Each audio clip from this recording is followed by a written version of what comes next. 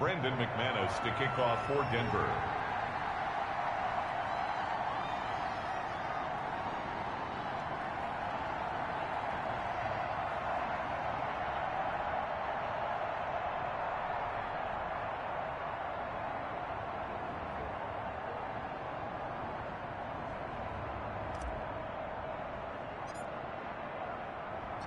After the touchdown, here's McManus now to kick it away. This taken in about 4 yards deep. And he'll just sit on this one as their drive will start at the 25. Pittsburgh set to take over again on offense. Good drive last time. Really effective passing the football. Do you maybe mix it up, now go to the ground game and surprise the defense a little bit? I would anticipate the defense making some changes, but I wouldn't necessarily just absolutely go in the opposite direction. They're doing so well throwing the ball. Yeah, why I wouldn't change it up until they showed me a reason to do so. Big Ben and the Steelers with a 1st and 10 at their 25-yard line. Now the third-year man from NC State, it's Jalen Samuels.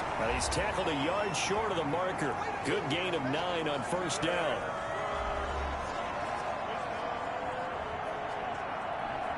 A reminder, coming up at halftime, we'll head to Orlando. Standing by there, Jonathan Coachman. He'll have stats and scores from around the NFL in this second week of the regular season. And the Broncos get there and take him down. They'll get to the line here, but remember, it's also 3rd down. Now it's Roethlisberger. Throwing for his running back, and he's got him complete. And he's taken down, but able to slip across the 35.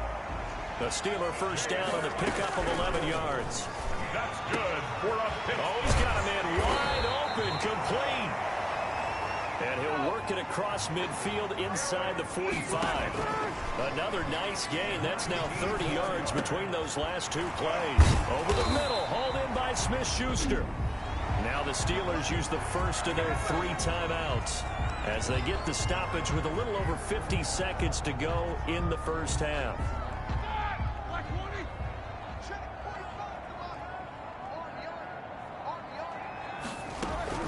On 1st down, it's Roethlisberger. That ball caught by the former Toledo Rocket, Deontay Johnson. But he's down inside the 5 at the 4 before he's out of bounds. A really nice gain of 25 yards. A chance now to get even before the break as they come up 1st and goal. Good catch by Deontay Johnson, and he really helped fill a void during his rookie season when he had 59 catches. Now been hit, and he lost the football. It's loose. Now the Steelers use the second of their 3 timeouts as they'll stop it with just over 40 seconds to go in the first half. Very fortunate to get another shot. Here's 2nd and goal. Roethlisberger will throw toward the center of the field, but it's incomplete. Eric Ebron, the big tight end, is intended target. But now it's 3rd and goal. 3rd and goal. Now Roethlisberger to throw. Looking for his running back, and he's got it. Tough sledding. They lose a yard there on 3rd. Well, I know it goes against the instincts of the person catching the ball because all you're ever taught is catch the football, don't drop it. But drop it there. Yeah, in that situation, dropping it would have been better. End up losing yardage, even though they completed the pass. As good as a sack. Yeah, how about that? Although they won't get the same credit for it, and it won't help them at contract time.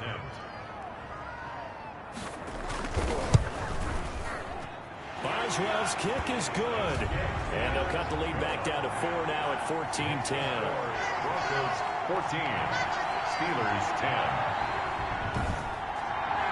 So the 3 points here, they're still down, but they put somewhat of a dent into that lead going into the break. Anything helps when you're trying to chip away at a lead, but they do know that they're going to need a little bit better effort in the second half. Takes this about 5 yards deep. And he'll be out of bounds across the 25. The Broncos take over 1st and 10 at their own 26-yard line. A look at the running back, the man out of the backfield as he gears up to go again. And he's well on his way to a 100-yard game. He's already more than halfway there. We're only in the second quarter. And what I've always loved about running backs is they'll tell you, I had no idea how many yards I had. Right. Those guys have an innate sense of where they are in a ball game and how many yards they've accumulated, because you know they're always working towards 100. He's been working well towards 100 here. Fighting through. And he'll push forward here for a good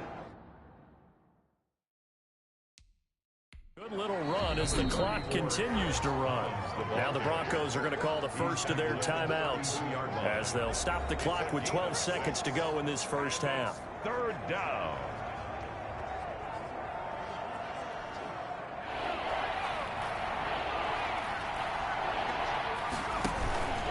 One more time, they'll keep it on the ground. And they will get to him behind the line, but they're out of timeouts, remember, and the clock continues to wind down.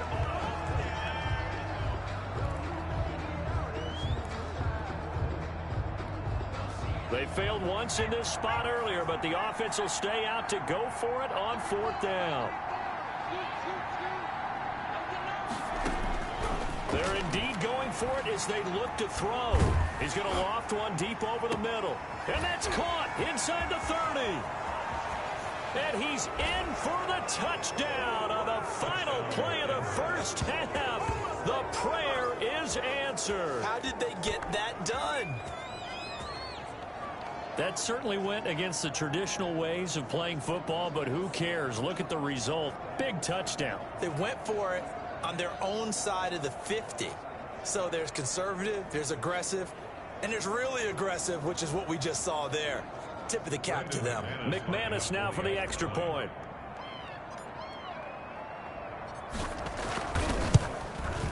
It's good, and it's 21-10. It is good.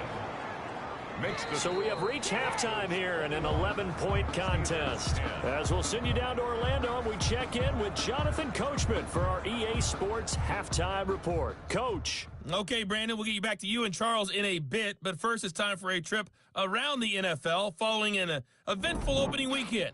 Let's see what's happening in Week 2. We'll begin in the Windy City, where the New York Giants have made the trip to take on Chicago. And right now, this is a 13-point game as they come up on halftime. 2 touchdown passes there for Mitchell Trubisky. From Chicago, we head north to the home of their rivals as we check on the Packers at home in Lambeau. And they trail the visiting Lions in that one.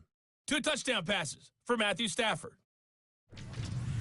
Finally, let's get to the country music capital of the world and see what's happening with the Titans at home in Nashville. And they trail in that one as it's the visiting Jags who are out in front.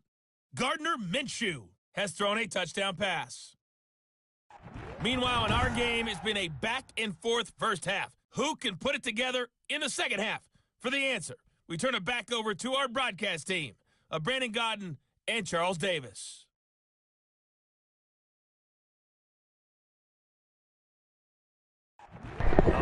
What up, Hellraiser?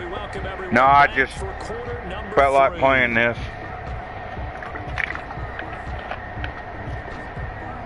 I haven't played it in a long time, so. Broncos with a lead, and they will be receiving this kickoff here as quarter 3 is underway. That'll be taken about a yard deep. The lane opens here. He's past the 30. And they'll start this drive just across the 30. Pretty nice work on the return. So here are the Broncos to take over on offense. They were winners last week over Tennessee. I think this is last year's, Jake. I think this is last year's game. I've had it. It's been sitting on the shelf since last year. It's Madden 21 or whatever. I've had it for a while, just never played it. I was sitting here messing around with it yesterday, and I was like, you know what? I'll just get on and try to play it a little bit. If you were me,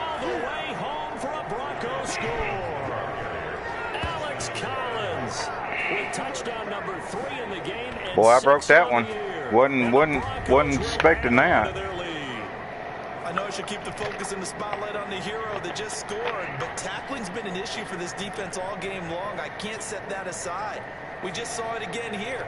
I figured y'all might want to come by and just watch. I mean, that if I'm playing it, why not just go ahead and stream it, you know? Now McManus to tack on the extra point.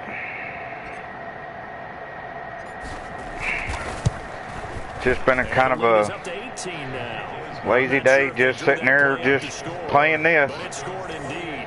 One play on the ground and into the end zone for 6. So,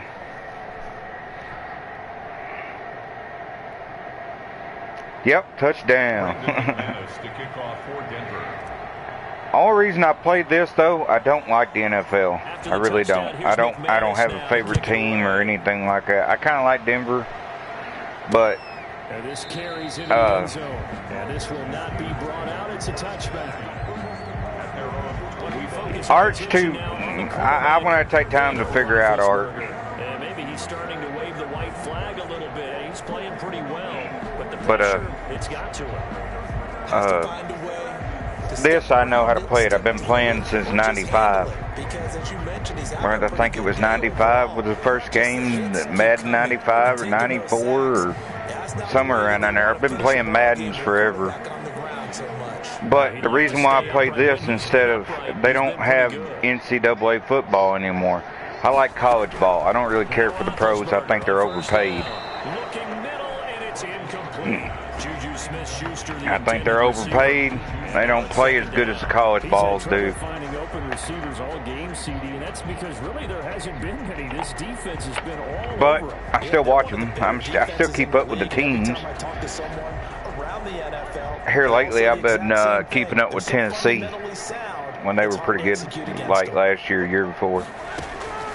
They just don't seem like they play as hard. I don't know if I can say they're overpaid, but they don't play as hard. Yeah, NCAA was way better. I like college ball way better. This offense in desperate need of a conversion is but that's just my opinion, you know. Opinion's like, oh, can he get him? No. Safety valve here. That's complete. I thought Von Miller was about to get him in the backfield. Short of the first down marker. That's going to bring up 4th down, only a gain of 2 there. One hallmark of good defenses is understanding the game, understanding position. Roll Tide, I see. I like Alabama. I like the SEC. Let's just put it that way. Southeastern Conference, baby. Anybody in Southeastern Conference. Here's Jordan Berry now, as he'll punt it away for the 2nd time.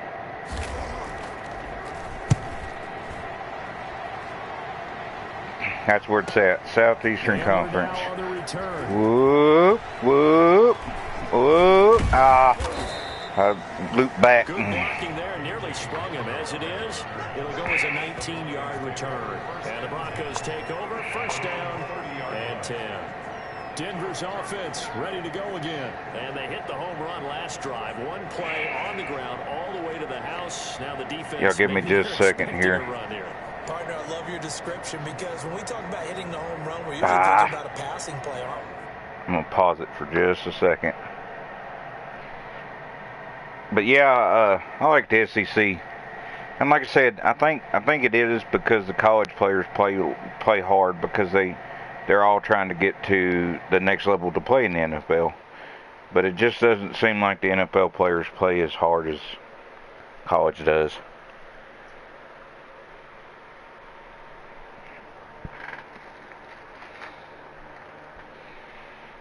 Man, I was looking at some of these salaries for these guys.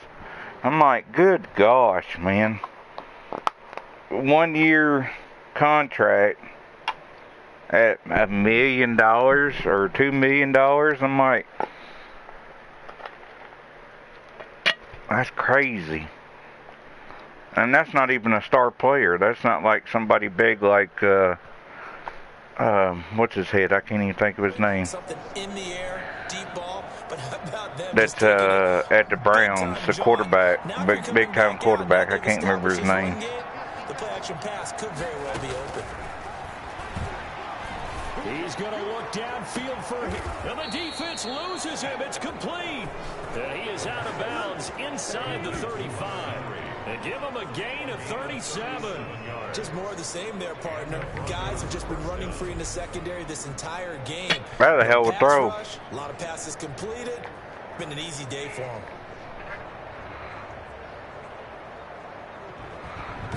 him.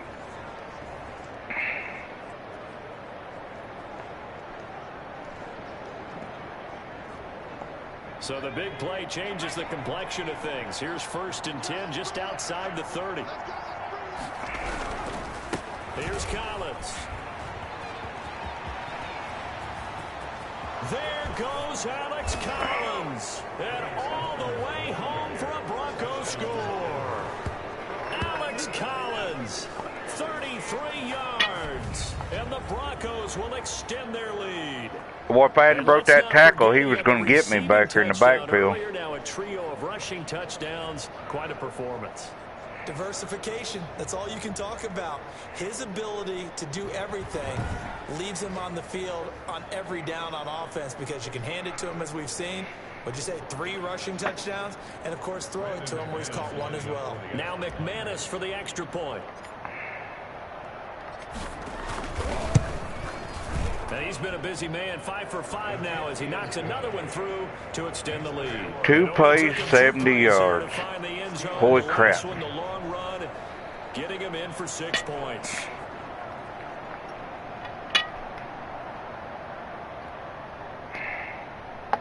Brandon McManus to kick off for Denver.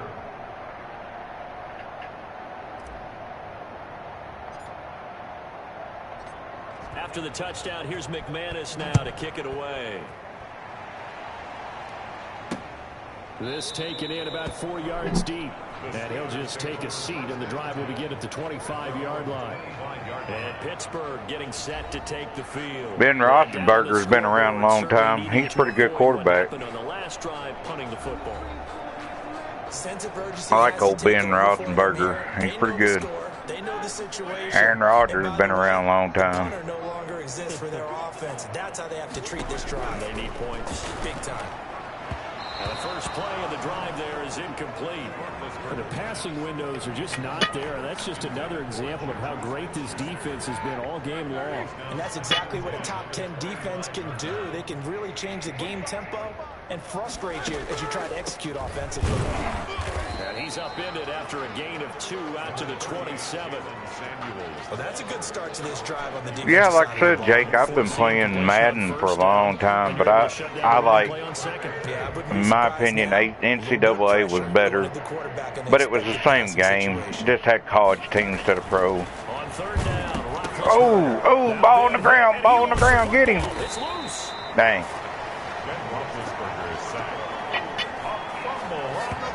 Von Miller is a beast. Able to keep the football, but now 4th down, so they'll have to boot it away. I do think, though, they're going to look at this as a positive. 1, they recovered the fumble, so they retained possession. But 2, being able to punt it, changes field position. I used to like the NFL a long time ago, back when now your defense has to go onto the field I was a kid. Here's Jordan Berry now as the drive goes backwards, so he's on to punt it away.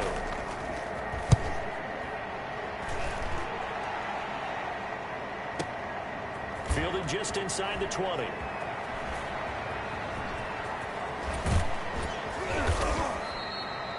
Oh, he nearly broke that one. As it stands, though, a heck of a 36-yard run back. And this offense, they're going to have excellent field position. They take over with a 1st and 10 on the short side of the field.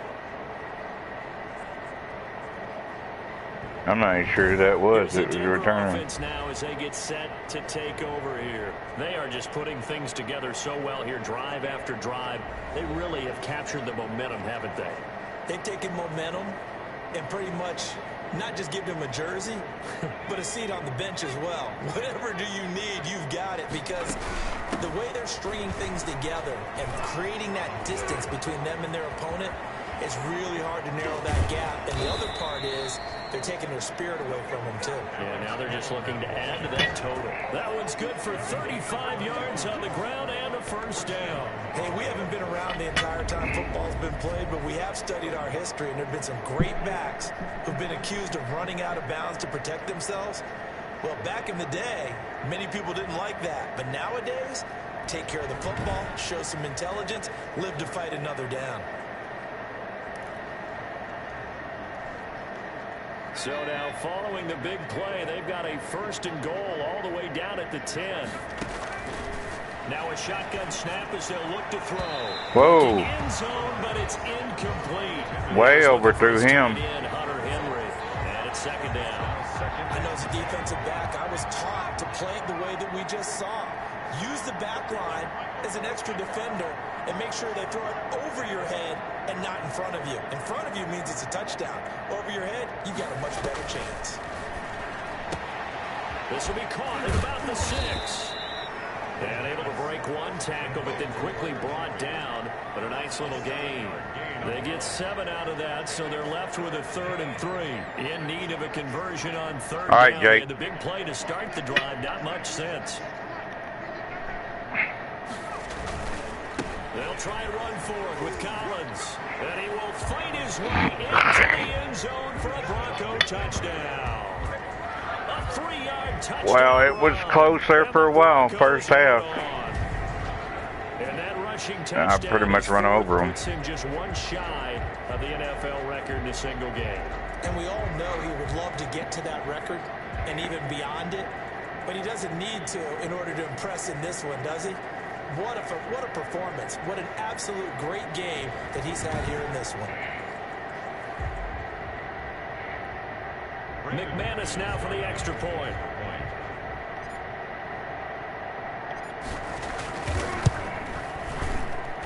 And the lead grows even larger here in the 3rd quarter. So that drive, 4 plays. And it ends with a 3-yard scoring run.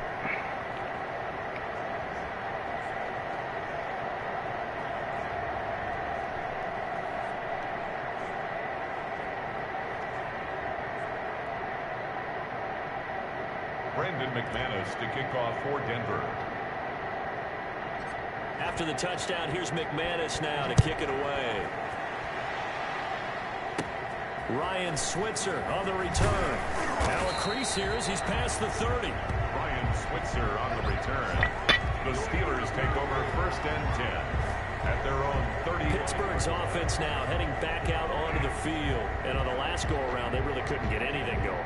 They had to punt from deep inside their own territory, which means you're going to lose the field position battle as a general rule. What they're looking for now is a little more consistency, move the ball at least a few times on offense, get a couple of first downs, and hopefully flip the field. Yeah, just something to build off of. That's what they're looking for here. Into heavy traffic, and it's intercepted. A.J. Boye with a pick.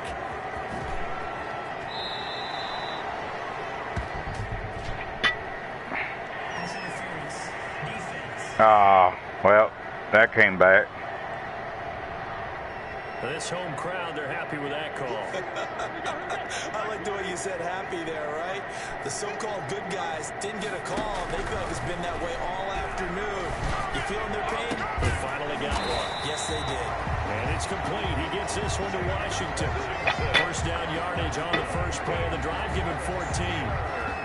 Well, maybe this offense has learned something from watching their counterparts work. I wonder if their coaching staff said, let's do what they've been doing the entire game because that's worked well. This offense, they have not looked particularly good all game long. But a nice throw there for a good gain and a first down. That one unable to develop, never got going. A loss of a couple, and it's second down. Boy, how good has this defense been seemingly all game long? I really think right from the first snap, I think you're really onto something there. In this passing game, it just can't get off the ground. And that play, it wound up losing yardage. On 2nd and 12, Roethlisberger. He'll be brought down by the Broncos. It's a sack. Barreling in for the sack, Shelby Harris. Brandon, I think you understand the type of afternoon this offensive line is having. It is a long one for them. Long for you to spend it with me. Long for them trying to block those guys. They've given up a whole lot of sacks, and the speed and quickness of that defensive line is eating them alive.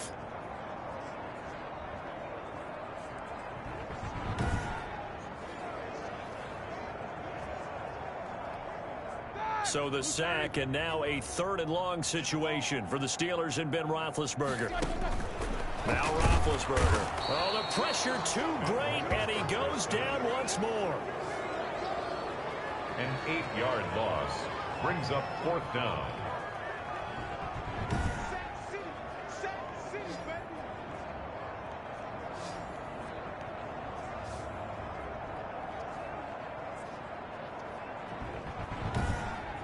And that is going to do it for this 3rd quarter of action. We'll return with more after this. You're watching the NFL on EA Sports.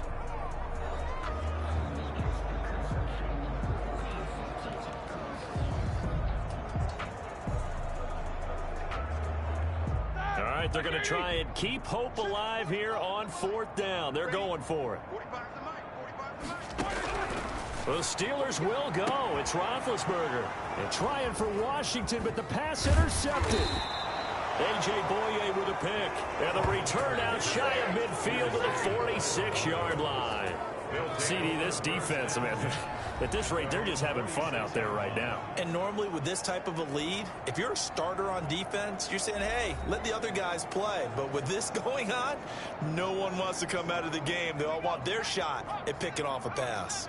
Historically, this is such a tough, loud venue, but you can hear right now. A lot of fans long gone, not used to seeing a lopsided score like this. Excellent job pushing through tacklers that time to pick up 6. Midfield to the 48-yard. 6 yards on that last play. Here's 2nd and 4. And I think we can get used to seeing more of that in this 4th quarter, especially if they're having success on the ground like they did there. Yeah, I think back when we met with the head coach in preseason, and all he talked about was building a bully. And I think it was this situation he was envisioning.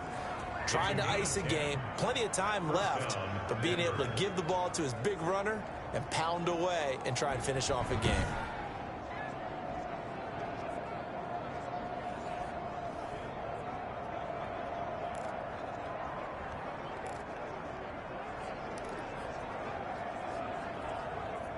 So here's a 1st and 10 at the 38.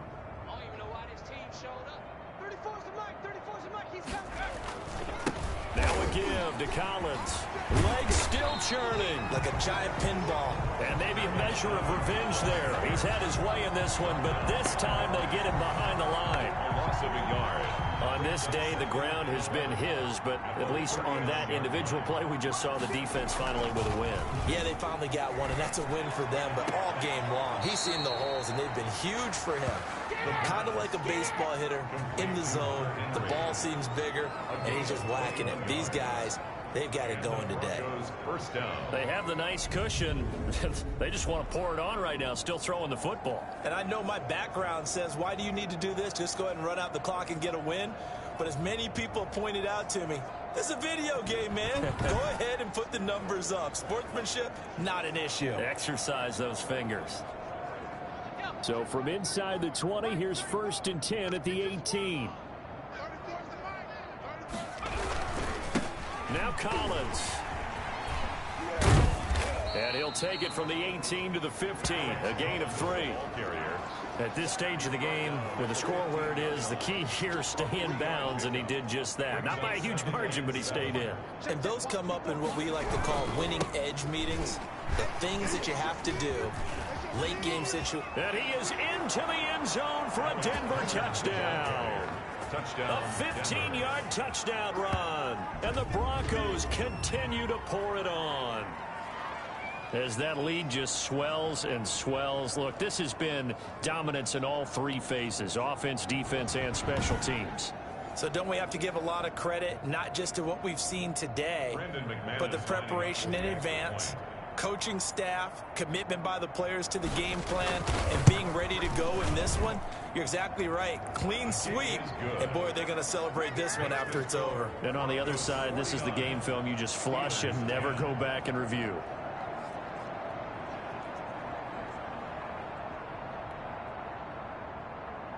Brendan McManus to kick off for Denver. After the touchdown, here's McManus now to kick it away. And they will not get a chance to return this one as it's through the end zone for a touchback. And now out come the Steelers. And following the interception, just any interception, are you a little bit more cautious when you start that next drive, or no, you just throw that out the window? I think you are. I don't think that there's any way you can run back out there and go, totally didn't affect me. Let's just go ahead and be loose with the football again. You're going to take care of it, but you have to be careful about being too cautious because now you can't run any offense at all. Still want to attack. We'll see how they attack him here. Here's a pass swung out left to his running back. This will be stopped about 2 yards shy of the marker. 8-yard gain, 2nd and 2. On the pickup. For a second there, I thought that might break big. Screen pass. Looked like it was coming together. Looked like there was an opening. Still, ended up with a solid game. Now this throw complete to Washington. And he stopped after a gain of 1. Not enough. Still a yard to go on 3rd down. A gain of a yard. Brings up 3rd and 1. Here's Roethlisberger. And that will be incomplete. And that's one of those plays where it's hard to keep 2 eyes on the football. What's going on, BB? Coming, let alone getting 2 hands around it, hugging it to your body, and absorbing the hit. Even for those big tight ends, who you would think could absorb that contact. Barry on to punt as he gets this one away. That's fielded at the 8-yard line.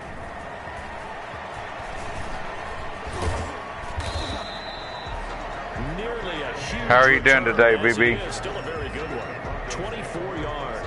And the offense will take over with a new set of downs. And Denver getting set to take the field. We've got a lopsided game here. I don't know, Charles, what does the handbook say that we discuss when we've got a game like this in the 4th quarter? Hold on a second. Let me thumb to the proper page on that. Know what it says? What? Let's discuss how we got here. This is a dominant performance, where they took control of this game, how they've managed to keep control of this game, and then we go ahead and think about how we're going to leave here and get to the airport. In a lopsided blowout, the roads are usually open. And he is finally out of bounds, but he gets all the way down right around the 20. Well, that's a carry they have to be satisfied with, and throughout this game, they've been satisfied with what he's given them. Whenever they've needed a big run, a 1st down, he's the guy they've turned to. And it doesn't matter what the defense thinks. They've got the confidence to keep handing it to Getting ready for Z's, bro. Huh? Yeah, I just got on this and was playing it, and I was like, well, I'll get on and stream it a little bit. I'm just sitting there playing this, so. Back to throw. And give him another 6. It's caught for a touchdown, and the blowout continues. Looking like they're well on their way to a 2-0 start. All smiles right now on that sideline, isn't it? As well there should be. It's hard to win a game in the NFL. We hear it all the time. We know that it's difficult. But guess who's smiling? But inside is thinking 24-hour rule because we're going to have to play again next week. Boss man. Oh, without a doubt. The head coach, he wants them to feel good, but at the same time, find a way to keep improving. Now McManus to tack on the extra point. Now this one was over a while ago as they just add on to their big lead. 1 play, 2 plays, touchdown. That's all it took there. A very short and sweet drive that got him in the end zone.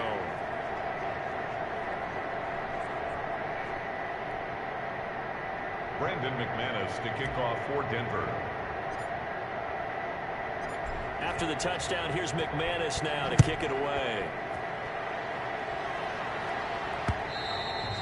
And this will not be returnable. It's out of the back of the end zone for a touchback. Getting set to go again, Ben Roethlisberger marches on to the field. I like college football better, but they don't have it anymore. Defensive adjustments that's caused him to sort of fall off a bit. so. I think so. That has to happen. You got to make some changes. I've been playing the NFL. I've been playing Madden for a long time, though. Sometimes when you're doing really well, you get off your game a little bit. You get off the gas a little. You're like, okay, we've got this thing. And that's not necessarily the case. Maybe right now, someone just needs to tell a joke in the huddle, loosen things up, and get their big guy going again.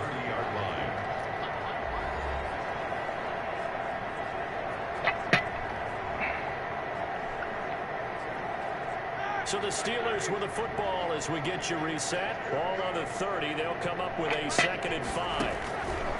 From the shotgun, it's Roethlisberger. Now he drops it incomplete. And their struggles continue here. You know, the trials and tribulations of being a quarterback in this league, it's tough. It's got to be wearing on him out there. Well, he has been sacked a number of times. He had an interception, so I'm going to give him a skosh of credit for hanging in there and trying to make something happen, despite the amount of pressure he's been under this entire game. That is incomplete. That's an excellent job right there on 3rd down. Like any defense, you never want to let them get anything started, and that would have been a 1st down. Instead, you saw the contact on time, no penalty, and before this drive could get wings, it's 4th down. This is taken around the 12. A little juke. That's going to go in the books as a 55-yard punt. Well done. And out will come the offense as they take over. So the Broncos coming out now. I was just sitting there chilling, BB, and I thought, well, I'll stream while I'm playing this. So.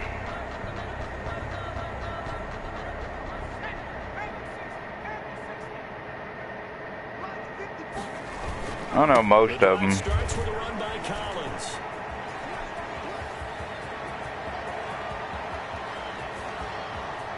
Uh-oh, got it. Broke it. And they are going to score again. Yet another touchdown as they just add to their totals. So another score there. And often you talk about the 3 phases of the game. Defense, offense, special teams. It's been a clean sweep in this one, hasn't it? It certainly has. They've been pretty dominant throughout this game. And privately, the head coach will add a 4th phase. That's the coaching. And he'll tell the ownership that as he tries to negotiate a new contract off of this win. They are looking strong here. I didn't realize I was going to break that one. I thought I was going to be tackled in the backfield. Now this one was over a while ago as they just add on to their big lead. So they hit pay dirt on just one play. The long run, the scamper, and a very nice scamper into the end zone for the touchdown. Brandon McManus to kick off for Denver. After the touchdown, here's McManus now to kick it away. And that'll carry over the back line of the end zone for a touchback.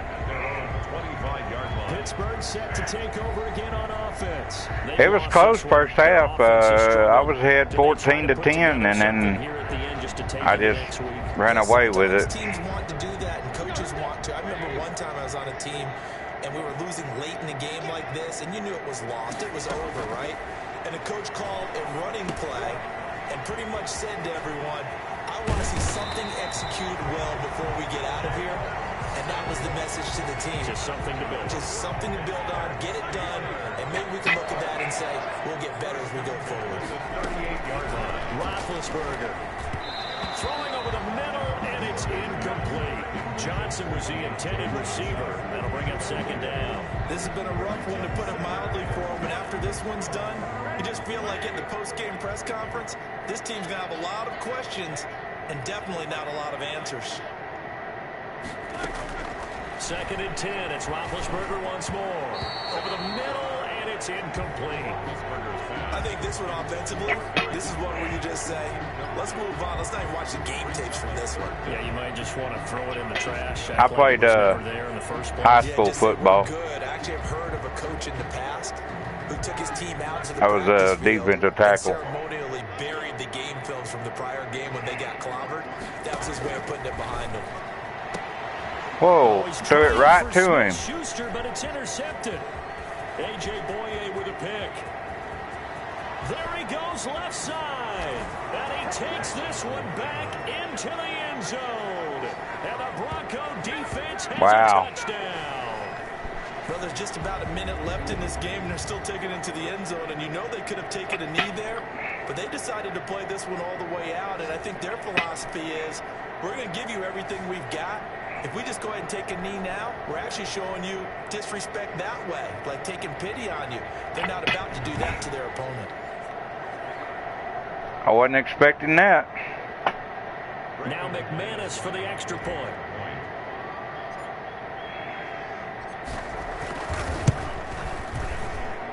And this one was over a while 70-10. Holy crap. The play there defensively, getting the interception, navigating his way into the end zone for the touchdown.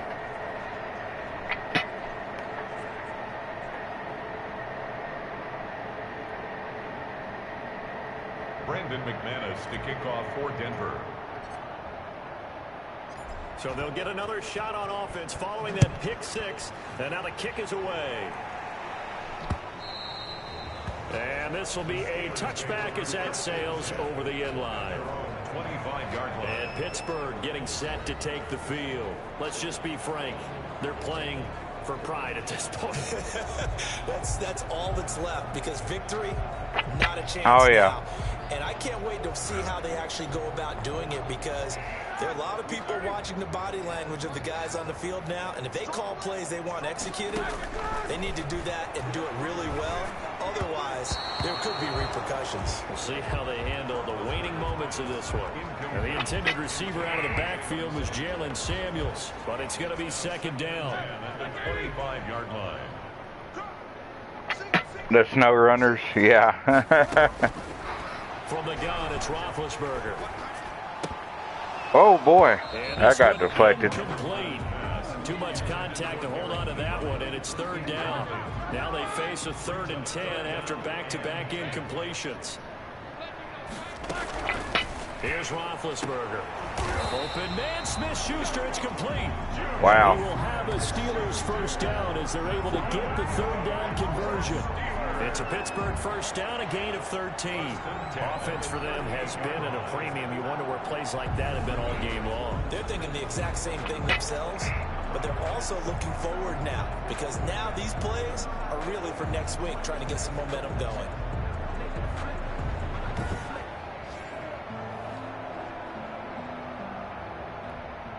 So signs of life in what's been a dormant offense in this second half. Here's 1st and 10. And he's got it. Got his man on the end route. Complete. Give him 9 there on the first down completion. A gain of 9 brings up 2nd and 1 at the 47-yard line.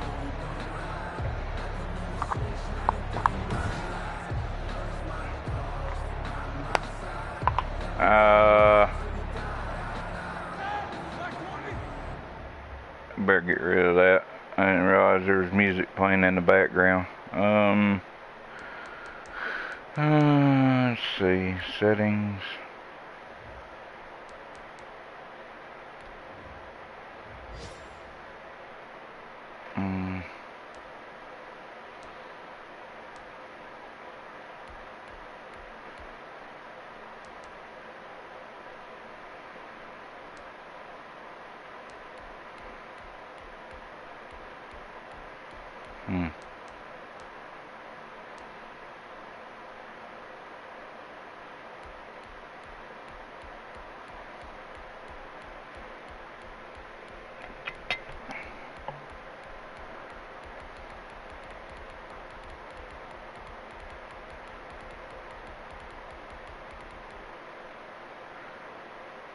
Hopefully it gets rid of that music.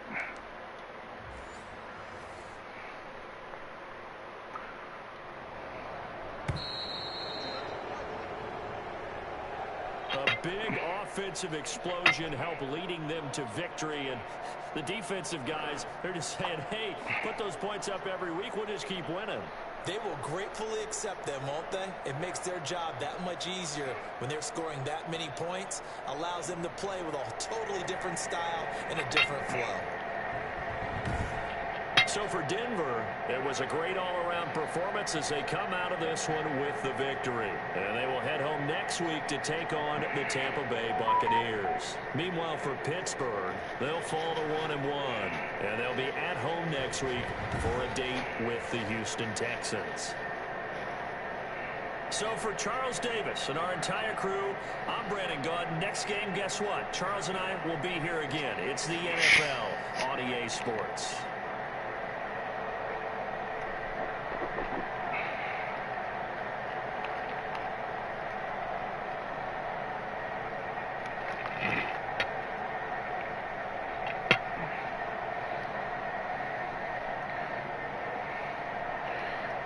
Give me a second here. We'll go into another one.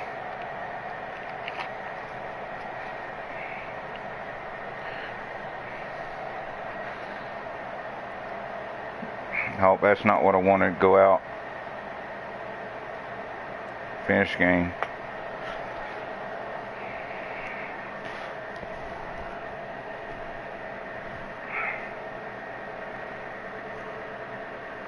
Yeah, I played defensive tackle, BB.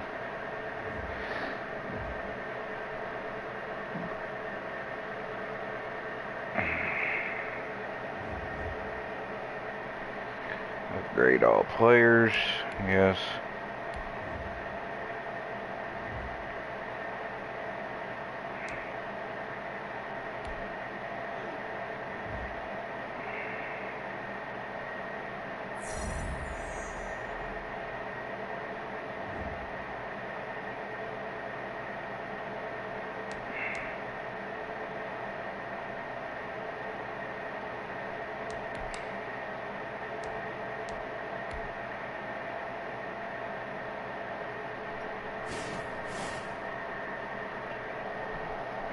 Scouting points are earned every week. Use all of your points because a portion of the remaining points will be lost when you advance the week.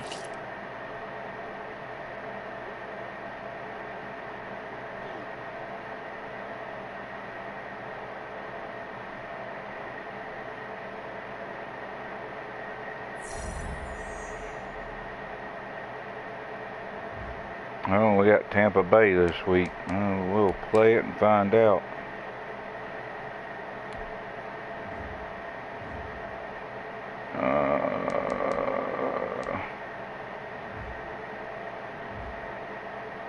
Should be able to go into playing it now.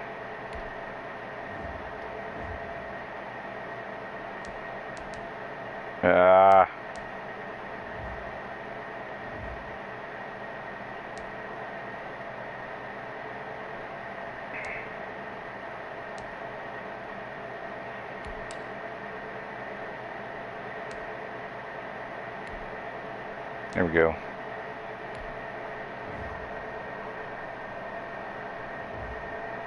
Tampa Bay versus the Denver Broncos.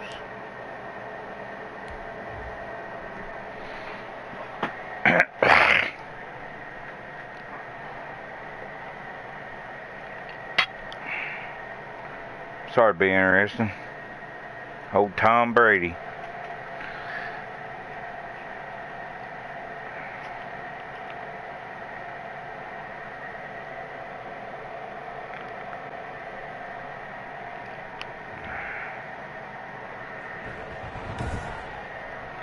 All right, BB. Appreciate you hanging by stopping and hanging by. Hanging out for a little bit. It's week 3 of the NFL on EA Sports.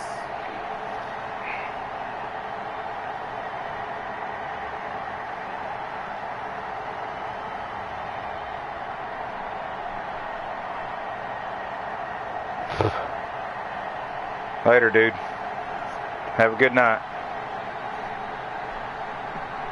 It's the Denver Broncos taking on the Tampa Bay Buccaneers. We find ourselves at the foot of the Rockies, Denver, Colorado, for this edition of the NFL on EA Sports. A moment ago, through a shower of pyrotechnics, it was the hometown Broncos taking the field as they get set to do battle with the Tampa Bay Buccaneers.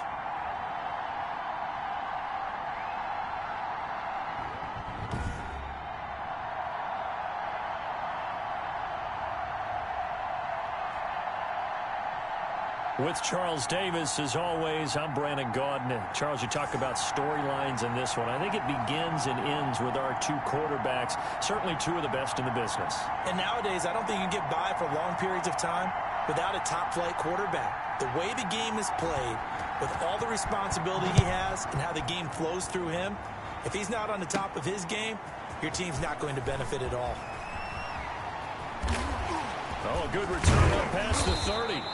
And he nearly broke that for more, but as it is, still a good return. They'll start the drive right around the 37. So here are the Broncos now for their opening drive. And leading them, Charles, their quarterback, their field general. And what's a quarterback's best friend?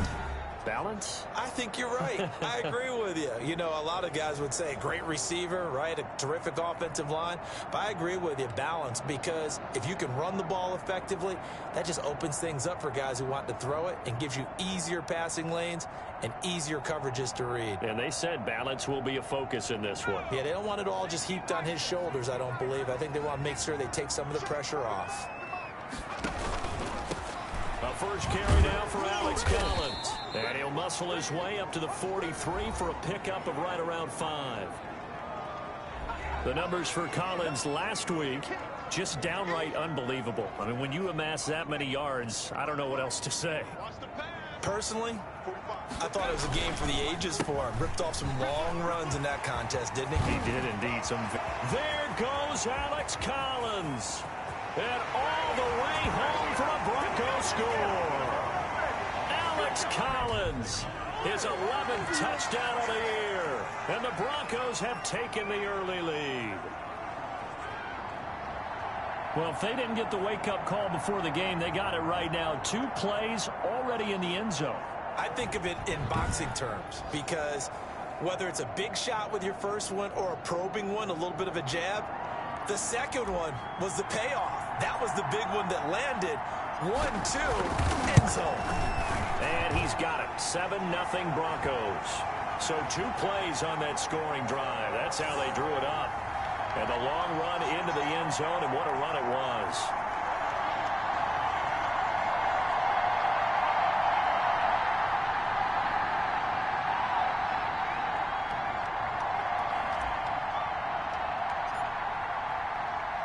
After the touchdown, here's McManus now to kick it away.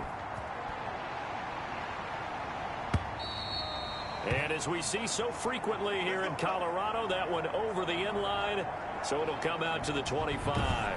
The Buccaneer offense taking the field with all eyes in the stadium glued to their quarterback in season number 21. His first, of course, in Tampa, the great Tom Brady. And I'll bet he's talking to his guys about resisting the temptation to try and turn this into an up-and-down game, almost like basketball, where both teams press and one team gets an advantage, the other team's trying to run with them, and they're just not equipped for it. Doesn't matter whether you're equipped or not. Just settle in, get calm before you go for the big strikes. And he's going to be dropped following a pickup of 7 past the 30 to the 32. The numbers for Evans a week ago. 5 catches, 83 yards, and a touchdown. Better tighten up the coverage if you expect to slow this guy down, because if he gets going, he'll eat you up. They'll operate from the 32-yard line here, 2nd and 3. Here's Ronald Jones, first carry for the USC man. And he's going to be out of bounds right at midfield. It's a pickup of 17 and a first down. Charles, they won last week despite him not running the ball well. They told us need to get him going. Runs like that help. And they talked to us about leaning on him because, as you noted, last week they didn't have to. Still won the ball game. They leaned on other people to give them the yardage that they needed, but they really want him to be that guy, and that's what they're doing early in this game. Brady on target there to Godwin. And he gets this inside the 35-yard line. The catch and run, good for 18 and a first down. Well, whenever you talk about players that really broke out in the 2019 season, you better add Chris Godwin to that list. Over 1,300 yards receiving, 9 touchdowns. He was second among receivers last season receiving yards per game at 95. This guy combines great body control, excellent strength, and terrific route running ability to become a really big downfield threat. Call it no gain on the play, and it'll be second down. Well done to sniff that out defensively. He had it diagnosed pretty quickly. I love that description because diagnosed is perfect on that one. Read his keys, made the play, and he couldn't even get going moving the football. Gronkowski the intended target, and it's third down. I didn't like the look of that play right from the beginning. I thought he should have seen the coverage that was there, tried to force it in. That one, he's fortunate, just fell incomplete. Throwing is Brady on third down. This into the hands of his running back, Ronald Jones. And they're going to get him down well short of the first as he can only get this to the 30. That's going to bring up fourth down, only a gain of 2 there. Well, offensively, that's the mismatch that you want. You want to force a linebacker to try and cover your back out of the backfield, out in some open space. But linebackers nowadays, they run like backs, and they take a lot of pride in covering. What a nice play he made there in the open field.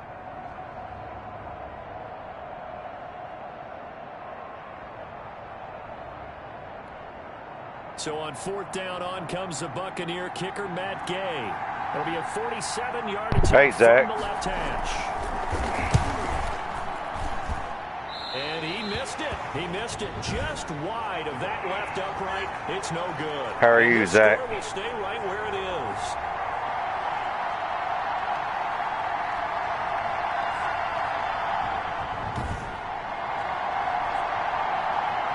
No, you're good, bud. Like I said, I just got on this and decided to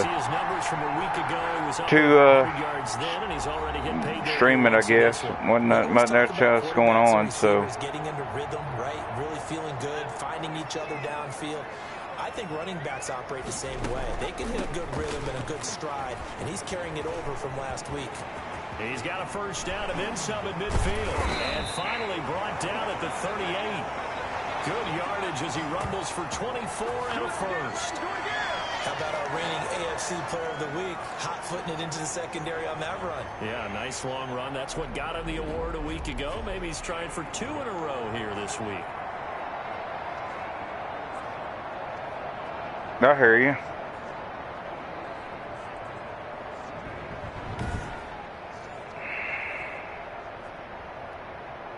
So here's a 1st and 10 at the 38. Out of the gun, they'll look to throw. He's going to look downfield, and this is caught inside the 5. And out of bounds all the way down at the 3. An excellent gain, 35 yards. The previous play, big on the ground. That one big through the air. Things have jumped up quickly. Certainly appears that whatever their thought process is on the defensive side of the ball, they're one play behind. You know, loaded up for the pass, they hit them with the run. Load up for the run, they hit them with the pass. They've got to get in sync.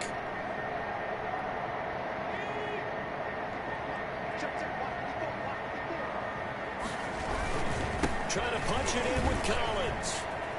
And he will fight his way into the end zone for a Bronco touchdown.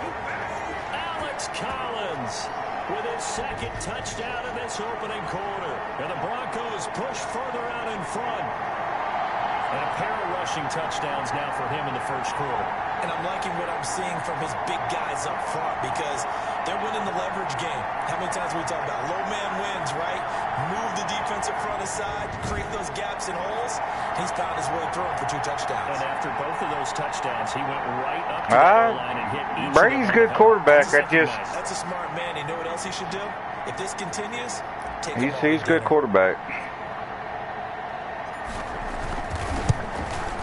And it's good, and they have jumped out here to a quick 14-0 first quarter. That's who I'm playing right now is Tampa Bay and Tom Brady. And it ends with a 3-yard scoring run.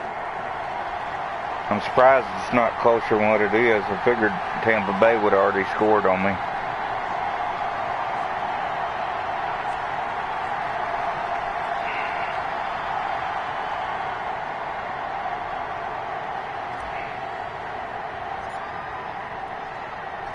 after the touchdown. Here's McManus now to kick it away.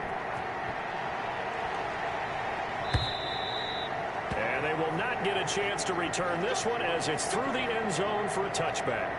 Tampa Bay, they're getting ready to set up shop here for their second drive. They've been outplayed early, no question. Down 14-0 already as they come up 1st and 10.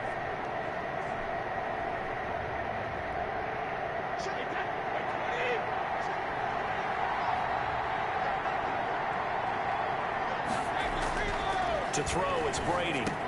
To Evans on the slant. And he gets this one just shy of the 40. They'll mark him down at the 39. First play of the drive going for 14 and a 1st down. There's Brady for you. 14 yards. Working from the gun, it's Brady. Oh, about throw the pick. There as that's knocked down and incomplete. It was Bryce Callahan jarring the ball free defensively. Brady's incompletion on 1st down leads to a 2nd and 10. Throwing again, Brady. He sets up the screen to Jones. That helps the completion percentage, but not much else, and now it's 3rd and 10.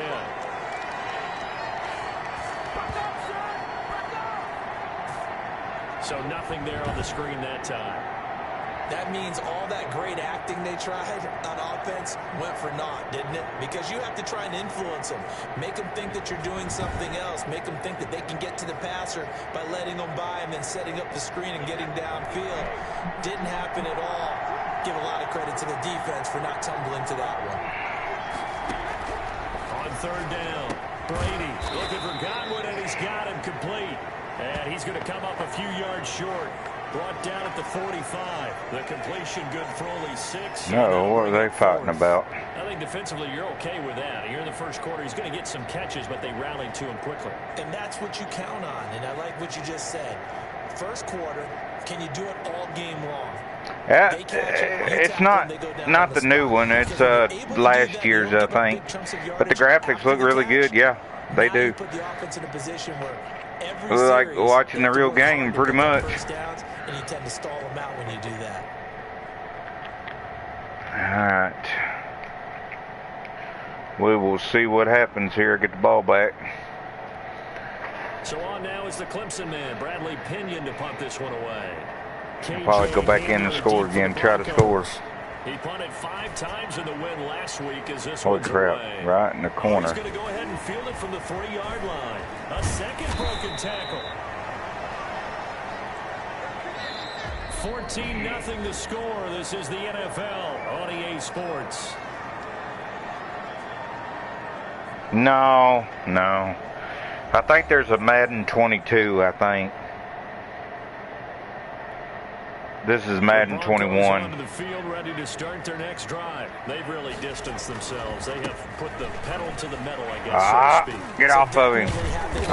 Mirror, don't they? I mean, you're exactly right.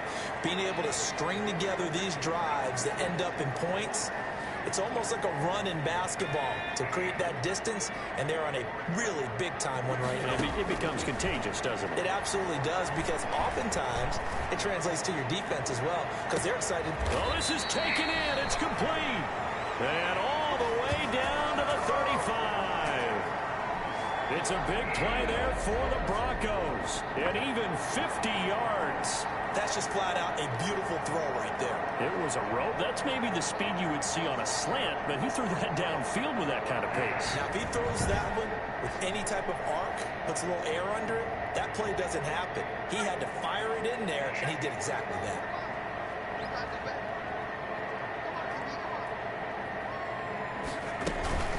Now a play fake here on 1st down. He's going to go up top again. Man, it's caught at the 6-yard line. And he gets it all the way down inside the 10 and mark him at the 5. Well, make that now 2 completions for him on this drive. And these aren't ordinary completions. They're big ones. Yeah, these are the types that make a secondary talk to each other and not in a good way. Oftentimes pointing fingers. Hey, who's got him? Someone cover it. That type of indecision can open up to even more big plays. On 1st and goal, Collins. And he'll take it into the end zone for a Denver score. Alex Collins on his way to a monster game. 3 first-half touchdowns. And the Broncos will add on to their lead. If you didn't know it, it won't surprise you to find out that this team leads the league in scoring. They've been a quick strike team all season long. There's another example. They did it again. This offensive coordinator, right now, you can write his ticket towards being a head coach. Really surprised I'm ahead that what I am right now. Surprised Brady hasn't been better than what he has been. Just a 4-play drive that time. And it's finished off with a 5-yard touchdown run.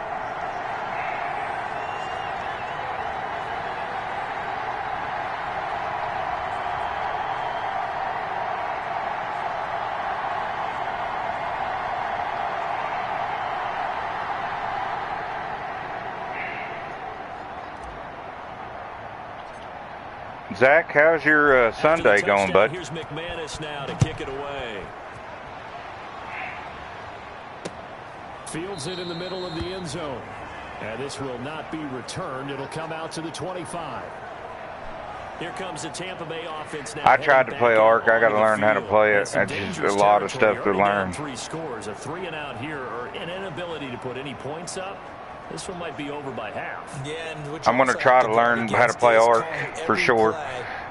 Big shot downfield. So, you know, thinking you're going to get all these points back on one drive. You're not. And last time I looked, the story I'm not saying you have ultimate patience here, first down. But you also don't have to go ahead and force everything either. The drive starting with a first down, 11 yards on that pickup.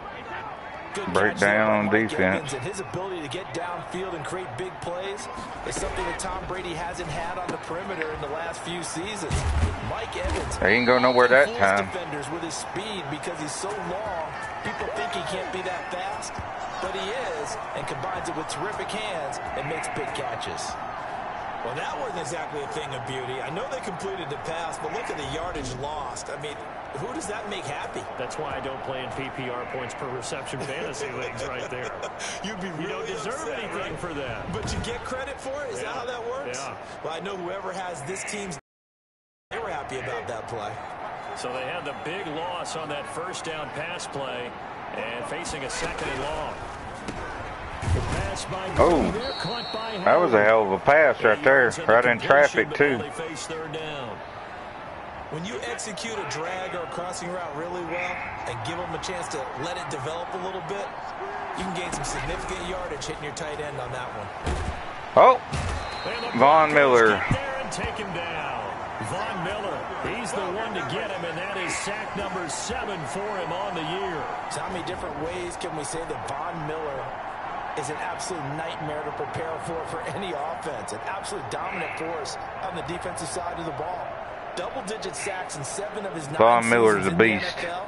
And when he finished the 2018 Always has been. season, second in total sacks in NFL history among active players, behind only Terrell Suggs. Here's Bradley Pinion now as he'll kick it away for the second time. He steps into this one, and this is a rocket. Taken in at the 11. Whoa.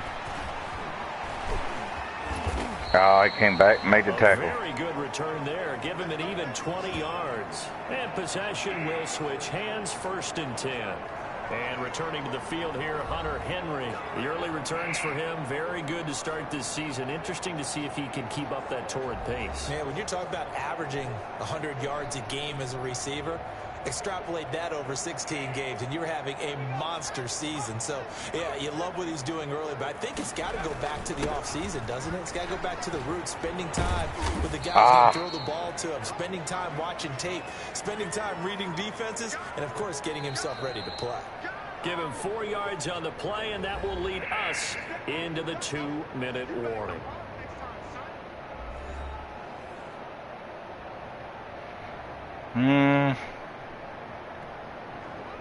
Coming up at halftime, I'll go from one personality, that's you, Charles Davis, to another one in Orlando, the coach.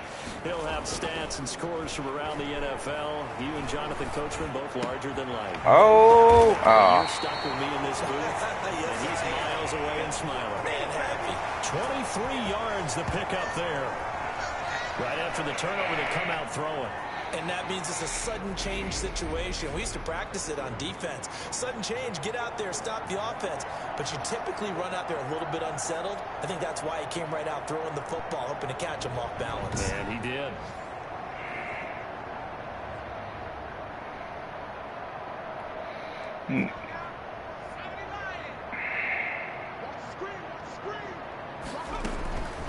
They'll look to throw now on first down. Going to throw right side here, complete. Uh-oh. And all the way home for a Broncos score. Jarius Wright, his 4th touchdown on the year. And the Broncos will extend their lead.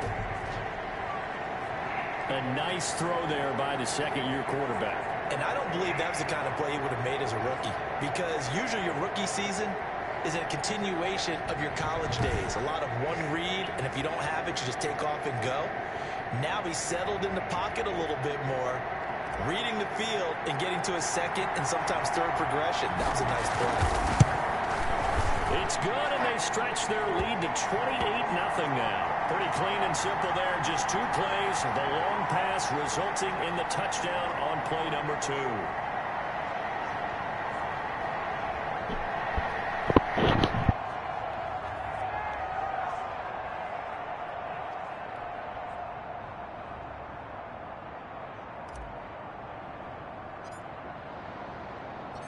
After the touchdown, here's McManus now to kick it away.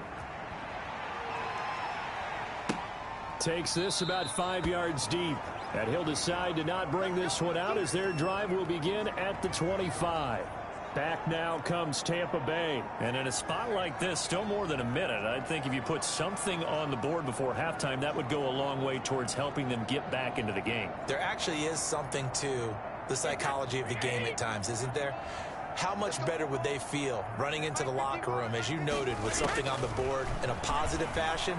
You're exactly right. It's a great opportunity to get that done. He'll be brought down by the Broncos. It's a sack. Von Miller, he's the one to get him, and that is sack number 7 for him on the year. Well, so much for setting the tone of the drive offensively. Giving up a big sack that loses that kind of yardage, not a great start.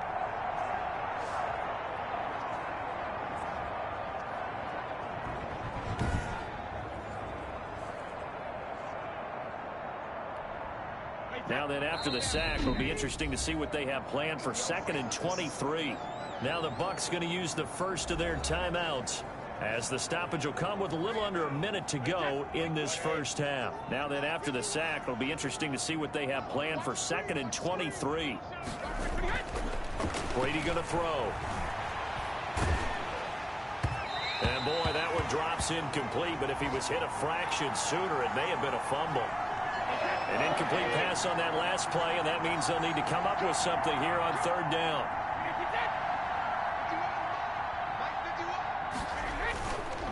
On the counter, here's Jones. And he'll go down after losing yardage at the 10. Now the Broncos are going to call the first of their timeouts as the clock stops here with 46 seconds remaining in the first half. Here's Bradley Pinion now as he's on to punt for Tampa Bay. He's been a busy man here in this first half as he gets it away. Returning it, here's Hamler. A big kick there. We'll call it 56 yards on the punt. Denver's offense ready to go again. And for them, a touchdown their last go-around. Obviously, they'll be hoping to do that again. And when you start plotting for this drive, when you start thinking to yourself, okay, what are we going to do? You don't go away from what you did before because that worked, but you have to be prepared for wrinkles and counters because you know they'll make some adjustments. Got a man on the right sideline. It's right. And all the way home for a Broncos score. Jarius Wright with his 2nd touchdown of the game and 5th on the year as his guys continue to put this one out of reach. That score that they just gave up there, that's a tough one for their defense to swallow because they've had a tough time through the first 2 quarters. They really were determined to get a stop there, unable to do so. That makes their comeback hopes that much more difficult. Now McManus to tack on the extra point. And he's been a busy man, 5 for 5 now as he knocks another one through to extend the lead. Well, the offense wasn't out there for a long time, but they were out there for a good time. One play, and they're able to hit pay dirt.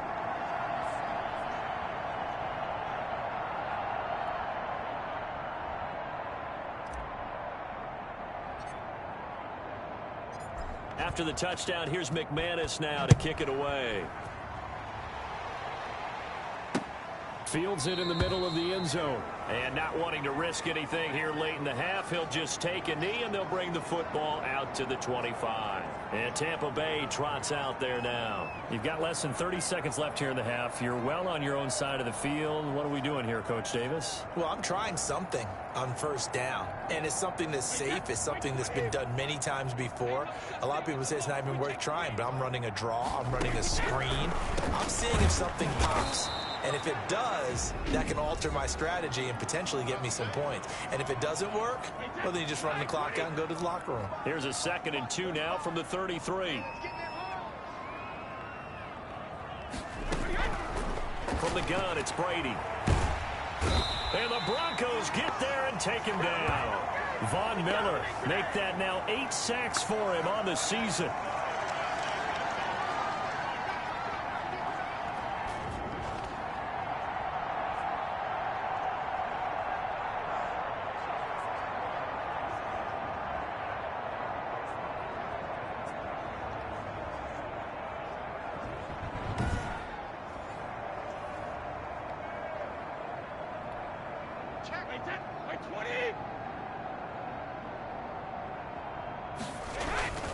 Not wanting to risk another sack, they'll play it safe with a run. And this will go as a short gain on what will be the final act of this first half. So we've reached halftime here in what is quickly turning into quite a rout. As we send you on out to our studios in Orlando, here's Jonathan Coachman at our EA Sports Halftime Report. All right, Brandon, thanks. And welcome in everybody to our EA Sports Halftime Report. Time for a look around the NFL here in Week 3 of the new year. We'll start out west at Dignity Health Sports Park in Carson. And the Panthers are out in front as they play the second quarter. 2 touchdown passes there for Teddy Ballgame.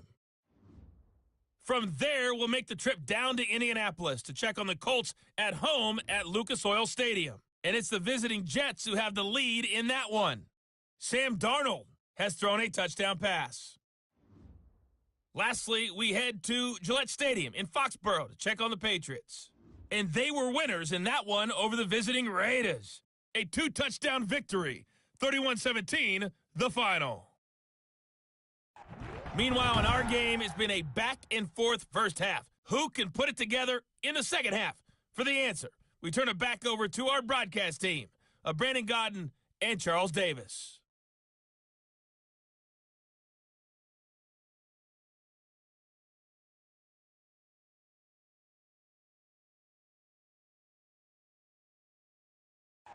All right, Coach, thank you, and we welcome everyone back for quarter number 3.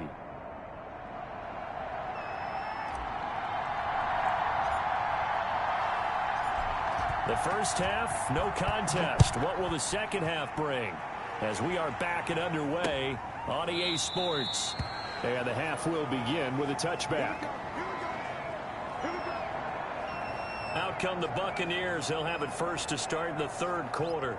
And that first half, one to forget really on both sides of the ball. They got to find some way to string something together here, don't they? Yeah, they're down big right now. So as you mentioned, trying to find something to string together, get some consistency, something sustained, maybe calm their whole team down and find a way to get back in this one. Yeah, because right now you're down big, you're being shut out. Let's see if this is the drive that kind of kickstarts them. Yeah, boy, this defense again really making things tough on him as they stop him for no gain. Officially nothing on that last run. They'll try again, 2nd and 10. Brady now to throw. Oh, he can't get away, and Brady will go down. So one quick, easy analysis about why they've struggled so far. They keep putting themselves in 3rd and long situations. They just took another sack right there. And the offensive film session tomorrow may be a little longer than it normally is. Not a lot of positive grades will be handed out thus far.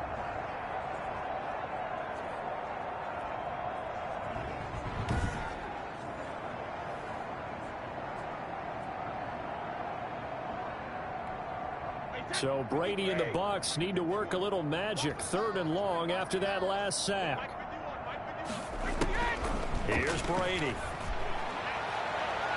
And it's knocked away and incomplete. Well, you got to think that sooner or later they're going to hit one of those, but the coverage has been excellent thus far, and it was again on the last play. The punt team on now as Pinion sends this one away. Hamler now on the return. And that'll be a return of 12 following a very nice punt. And the Broncos take over. 1st down and 10.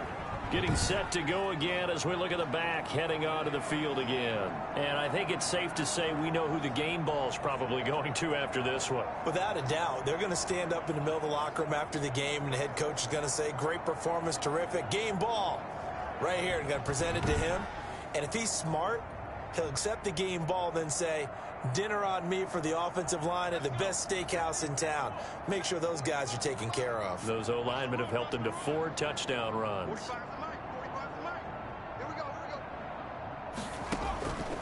They'll try and start this drive in the air. Looking for right, and he finds him. And he'll have it past midfield almost to the 40 before being taken down. Call that a very strong gain of 24. And he's certainly been a huge factor in this when he's got the 2 touchdowns to his credit. Now they look to him again. He picks up the 1st. Yeah, I can hear everyone saying, well, why don't you cover him, double him, triple him, do what you have to do. But sometimes they get locked into such a groove and such a connection, it doesn't matter how many guys are in his area. He certainly looks to be in that groove right now. They go play action here on 1st down. He's going to look down. Got a man. It's caught inside the 10. And he'll take it into the end zone for a Denver score. Hunter Henry, his 2nd touchdown on the season. And this offense continues to pour it on. So the quarterback drops to throw, looks over, and boom, a guy that wide open. He has to be thinking, wait a minute, this is some kind of a dream. This is too easy. Yeah, a great dream. One you don't want to wake up from. But for the defense, almost feels like there was a bust in coverage.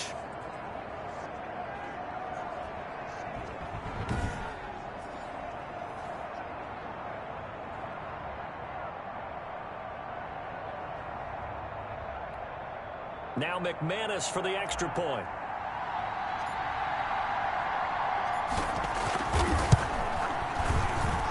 And the lead grows even larger here in the 3rd quarter. The long touchdown pass gets him 6 on a very, very tidy 2-play drive that time.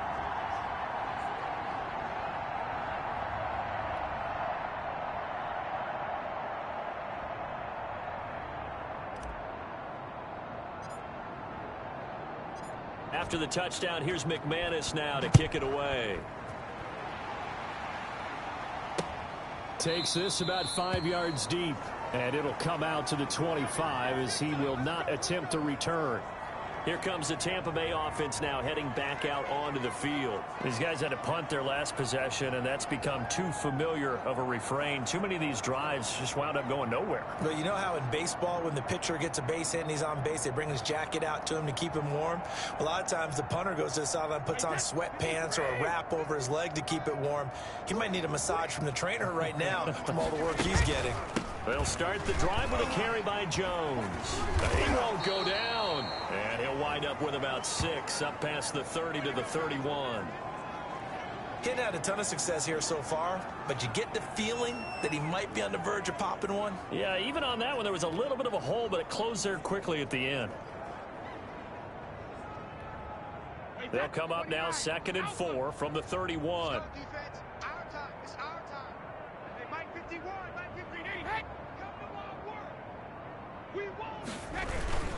They'll go again to Jones. And they get him down, but not before he takes it across the 40-yard line. It's a 1st down on a gain of 10. Despite the score, despite the deficit, no quitting this guy. He's running angry, running through arm tackles. He wants to change what that scoreboard is saying.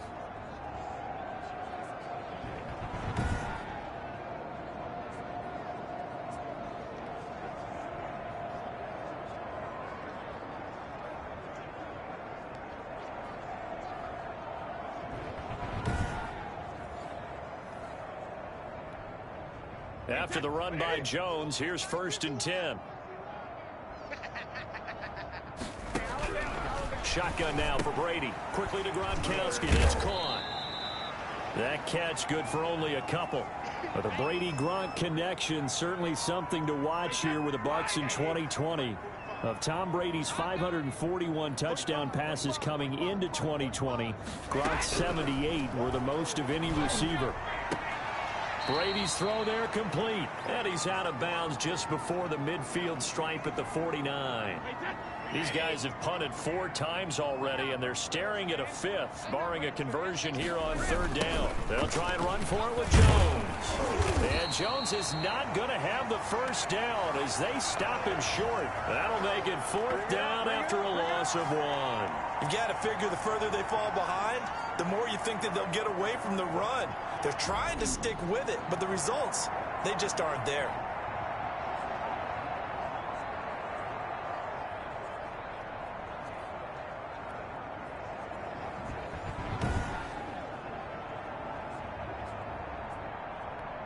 Here's Bradley Pinion now. He's been one of their few bright spots so far. And the kick's away as he angles this one for the sideline. And they'll play keep away from the returner as this one will be marked out of bounds at the 13-yard line. Pretty good spot. Here's the Denver offense now as they get set to take over here. They are clicking on all cylinders. They seem to be just scoring at will right now, and that's why they've opened up this big lead. You know, we always talk about getting into the zone, and all athletes are seeking that, aren't they? Where everything is working for them, every move they make works, it clicks, and they are on point right now. He's got a man complete. And he's got daylight. It's a foot race. And he gets this down deep into Tampa Bay territory. A big play there on the catch and run. 78 yards. The thing that hurt on that play, the missed tackle, that allowed the extra yardage. It's a matchup game in the NFL. You get the guy that you want isolated, have him miss a tackle, and off you go. They'll try and run for it on 1st and goal. And he was able to shed 1 tackle but could not get away from there. Now we're going to get a timeout. Here's we've got an injured Buccaneer.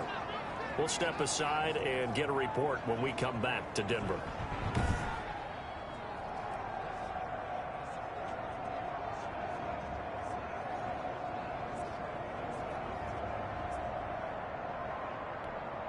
The line of scrimmage, the 7 now on 2nd and goal. This is Collins on the handoff. Brushing off defenders. And he'll get this down inside the 5 to the 4 before he's out of bounds. They get 3 yards closer, but still work to do. It's 3rd and goal. Well, they made the play there, and I'll guarantee you their coaches and the other players are screaming at them about their pride. Come on, guys. He's already gotten in 3 times. You can't give up a 4th one. And on that play, they were able to make the stop. And you knew they were going to go to him to try to get that 4th. Under pressure now, and he's going to go down. Sacked back around the 8. Levante David making his presence felt in the backfield.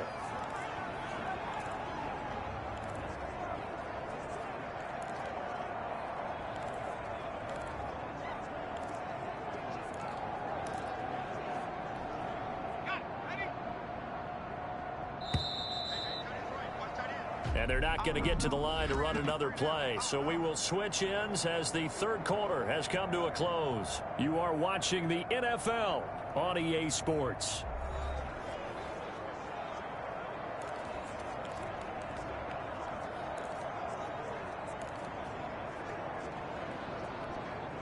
And they're going to go for this thing. They're not going to leave anything to chance. They're going to roll the dice on 4th and goal.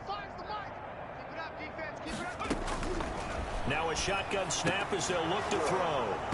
And this is incomplete. They had the play call on 4th and goal, but it's dropped in the end zone. And the Buccaneers defense holds, and they get the football back. So we were looking at each other up here in the booth when they went for that, saying, oh, wow, talk about trying to add insult to injury. Some teams are just like that. You know, some philosophies, some coaches are like, look, when I got a chance to put some more points on the board, I don't care what the situation, I'm going to do it. And they're also the same coaches as a general rule that if someone does it to them, you won't hear people protest out of them. That's just who they are. Brady now on first down. Into heavy traffic, and it's intercepted. Picked up by Alexander Johnson, and he will bring it back to the 4-yard line. Well, partner, I got to tell you, I'm trying to think of something positive to say for this offense, but I'd have to be a spin doctor for that one. This has been a tough performance to watch. And I think it's hard at this point to actually identify what's really gone wrong. I guess the catch-all is everything. Doesn't sound like real sharp analysis, but I don't have much else for you. And the scoreboard just lopsided, and it's been ugly from the get-go. It'll be a pickup of 4, and it brings up 2nd and goal. And Brad, they went to a nickel defense, and that's a surprise this close to the goal line, because ordinarily you use the back end. And he will take it in for a Bronco touchdown. Punching it in from a yard away. And the Broncos use the short field to their advantage as they cash in for 6. Even though they've got this big advantage, Charles, they are not taking their foot off the gas pedal right now. Well, I think what we're seeing is the result of all their great preparation and great practice time during the week. And even though it seems like this is a great chance to pull people back and maybe, not try and score a few more times, they don't want to do that. I think they're enjoying what they're seeing, the collective effort, and they want to play it all the way out. Now, this one was over a while ago as they just add on to their big lead. Well, that drive started with not a whole lot of real estate in front of them. In plus territory, excellent field position. 2 plays later, pay dirt.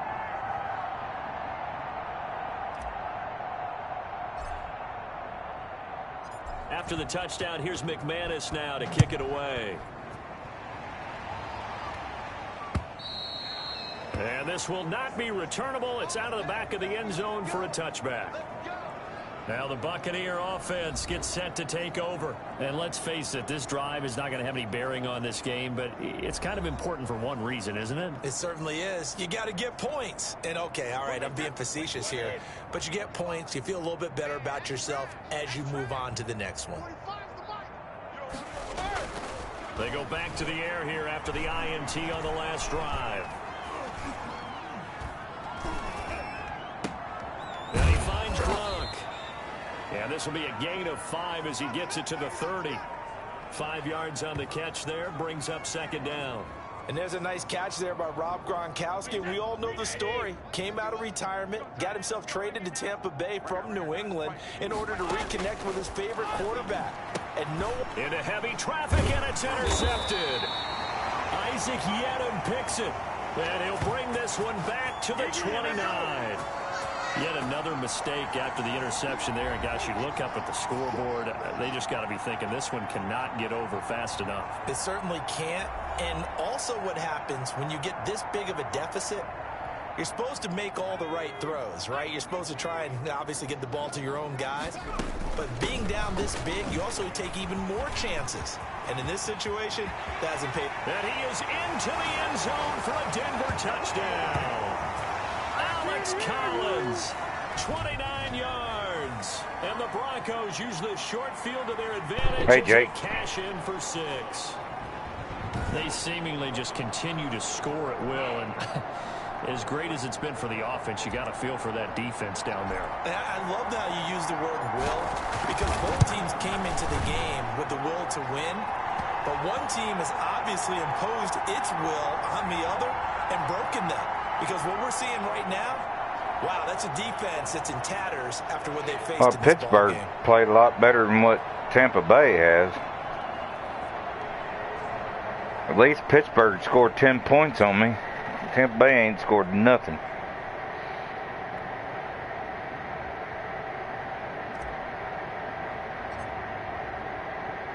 I do got it on arcade though, but now to kick it away. And that'll carry over the back line of the end zone for a touchback. how's your day been, Jake? The Denver defense, they get ready to do battle again here. Now the interception for them the last time, and that turned into 6 points. You think during their break they reminded the offense that, hey, we helped you guys out a little bit, right? You know, they want to see if they can do it again for them. They're putting together an entire team game by how they're playing on defense. So the interception the last drive, what will happen here? And now a fumble. Oh, fumble. Brady loses the football, but it looks like a Buccaneer was able to corral it. Yes, pass. The Bucs have it. Tampa Bay keeps the possession.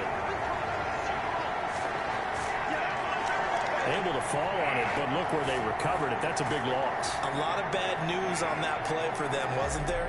Lost the football, lost a lot of yardage. I asked you how your Sunday was going, Jake. That was big for them.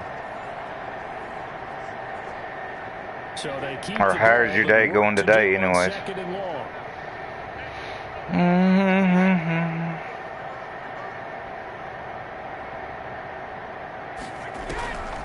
Operating from the gun, Brady. That's complete to his receiver, Godwin. 4 yards on the completion, and it sets up a third down. One thing I think that's safe to say defensively, the tackling's been really good. And because of that, it's been very, very hard for them to move the ball because you're not getting the benefits of run after catch. You're tackling them almost on the spot. That means you have to run extra plays, harder to move it. Man, Pittsburgh lost again, 27-21. They didn't get the first down, but I have to say I do like the call. I like what they were trying to do. Try and hit your receiver on the run and see if he can pick it up, keep it on his feet, get a little rack yardage. They have a nice job defensively to get to him and keep him short of the first. Here's Bradley Pinion now. He's been terrific so far. He'll send this one into the mile-high air, and it's a good one. Fielded at the 20. So possession goes over here. Been all right. I've just been playing this pretty much. With a new set of downs. Didn't feel all that great when I first got up, though. To take over on offense. They've won 2 straight, and they lead this one as well as they come up on 1st and 10. But I'm feeling a little bit better now, so. All right, let's see. We'll run the ball again. Let's see if Collins can get something going here. They'll try and run some clock here as they keep it on. Oh, yeah, I got tackled. He maybe got a yard up to the 40. Brandon, I've got to think this offensive line has got some smiles on its faces. And I know it sounds crazy, but they practiced for this back in training camp. Well, it is 56-0. No, I'm cremating them, man. I need to turn the computer up a little bit or something. Ooh. They're watching the run. Let me see if I can pass it.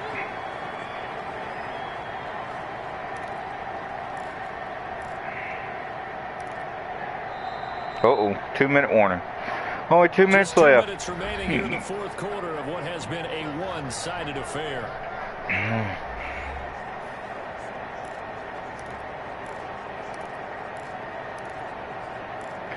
Obviously, they want me to run the ball here. Well, I guess we'll run it then. So it's Bronco football as we get your reset here. And let's see what they've come up with offensively after having time to talk it over. A great effort there to shed the contact, and it helps them pick up the first. Give him 2 yards on that play, and the Broncos are going to have a new set of downs. I've got an idea. Let's skip racing to the airport at the end of this game. Let's go to the post-game press conference. I have a feeling that the quarterback of this winning team is going to be given a whole lot of credit to the running game and the offensive line. Yeah, I was just going to say the offensive line, yes, carrying the ball has been key, but those guys up front, they've made a lot of space. Now a pass here caught by Hunter Henry. Bam, touchdown. He will get into the end zone. It's another touchdown. This thing is ugly. They're all sitting in the end zone. To be a 3-0 start to this season, that is obviously excellent. 2-0 is That's funny. 3-0, you really have some momentum. And now they're serving notice to the rest of the league that they're a pretty darn good football team. Confident, aggressive, attacking at all times. This looks like a team that you're going to have to deal with. And guess what? Behind closed doors, they're trying to figure out ways to get better. McManus now for the extra point.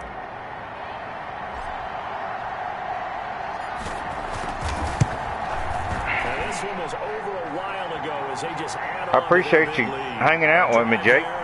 Yeah. And it ends with a Denver touchdown. Hanging out, watching.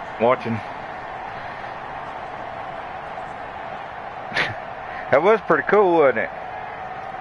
I knew if I got past that guy, I was going to get a touchdown off that one. I was afraid that guy was going to tackle me, though. Touchdown. Here's McManus now to kick it away.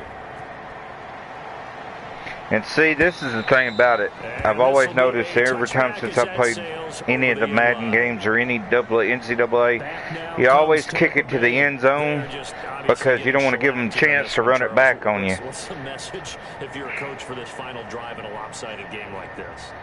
For a lot of coaches, be honest. Don't forget today. Don't forget what has happened out here. Use that as ammo. Exactly. Take a great look at that scoreboard. Realize how poorly everything went for us today. Coaching, playing, the whole deal. And never forget it. Because you're not going to want that feeling. No, you don't want that feeling again. And who knows? You may meet up with this team again. I know you turn the computer up and get it on veteran or something. To throw again on second down. Oh. Brady. And he'll be hit as he releases it. Von Miller. That incompletion is not a surprise with the way that this one has gone, and the frustration of body language is evident everywhere. This team, they've really been put through the ringer in this one. Oh, it's up in the air. Get it. Get it. Ah. Dang. Well, it just seems like all game long there hasn't been a lot of sync quarterback to wide receiver on this side of the football. They haven't been on the same page, quarterback and receivers. Heck, they haven't been on the same grease board when you draw plays up. They haven't been on the same surface tablet that you look at on the sidelines. Nothing's worked for them. They've got to find a way to start matching each other's movements.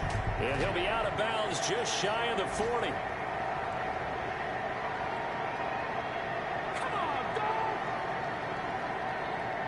Unnecessary roughness. Now, sometimes those punt returns can yield some unnecessary roughness penalty. Now, I know a lot of guys, when they run a long way to execute a block or make a hit, they're going to launch it no matter what, and it can often cost them. Running out of the gun, Collins. Well, there we go. There goes Alex Collins. And they are going to score again. Yet another touchdown as they just add to their totals. Well, this is long since over, and some might see this as overkill. But remember, this is a team that puts on the hard hats, grabs the lunch pail, and tells everyone, we're going to give you a full 60 minutes. And that's exactly how they're playing this one out. Now McManus to tack on the extra point. Now this one was over a while ago as they just add on to their big lead. Man, I am killing Tampa Bay. I figured it'd be way closer. And only one play to score it.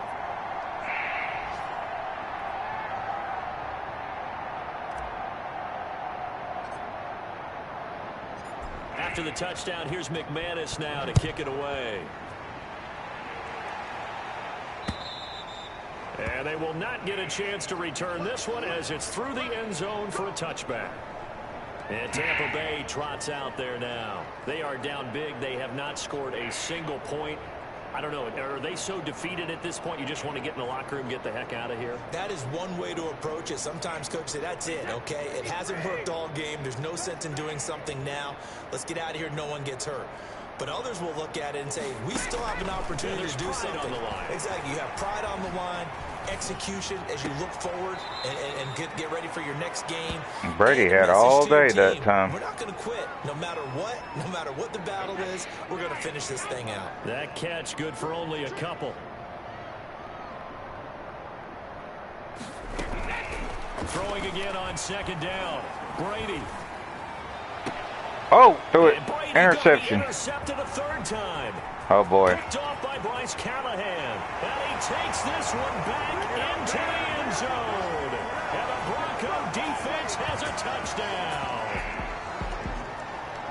That's the story of the game. They've been suffocating all game long on defense. I don't worry he was throwing that. There again in a big way. And they've done it not just by out-athleting them, which is often the case, but by being able to adjust to anything they tried to throw at them and beating them into the punch each and every time. This was a defense that was well prepared.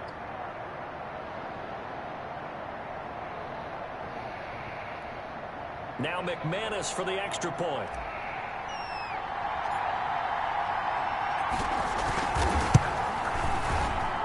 And this one was over a while ago as they just add on to their big lead. So the defense creating some points, not only getting the interception, but then returning it to the end zone for the pick six.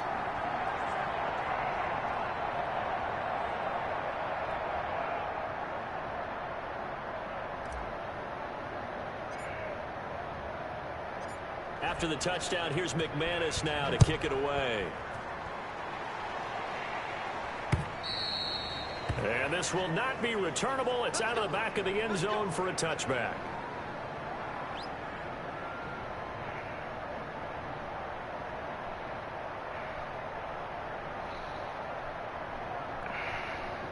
The Bucs offense set to begin their next possession. What do you do here down like this in this situation? Do you maybe just pick something out of the playbook you haven't called in a while, or you call it a day? You can do that, or you pick something that's a staple for you. 5, 4, work better, 3. and try and execute that on the way out the door, and maybe get back to base and feel a little bit better as you end a ball game that's been a frustrating one for you. We'll see if they go back to base. Ball on the 30. They'll come up with a second and 5. So this one will wind up a Denver victory. And I tell you what, Charles, this might be about as good as it gets. They were incredible. Yeah, offense was in fine form. The defense threw the shutout at them. I think they worked in concert together. What I like about the offense was they held the ball pretty well. You know, time of possession, exactly what they were looking for in this one. And that helped out their defense. Didn't have to be out there the entire time. So when you do that and you're out there fresh playing, a little extra spring in your step, and it showed up in this one. They had a ton of spring in their step. Impressive victory. So for the Broncos, it's an ideal start as they move to 3-0 now on the young season. And they will hit the road next week to take on the New York Jets. Meanwhile, for the Buccaneers, they'll fall to 1-2. And they'll get a chance to redeem themselves at home next week. And for Charles Davis and our entire crew here at EA Sports, I'm Brandon Gaudin saying so long, everybody.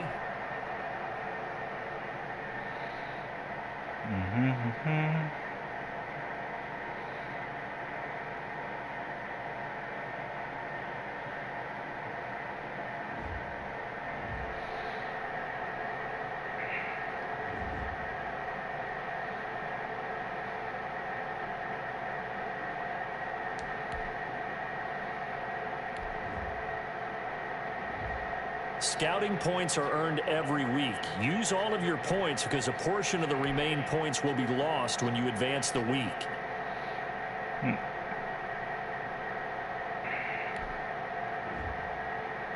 Here's a list of all the players that will appear in the upcoming draft. Select a player to learn more. Select to scout this player and unlock his best skill. Use this information during the draft to make your picks. Each skill unlock will cost you scouting points. A portion of unused points will be lost each week. Unlock this player's true skill ranking to see if he is a diamond in the rough or a bust.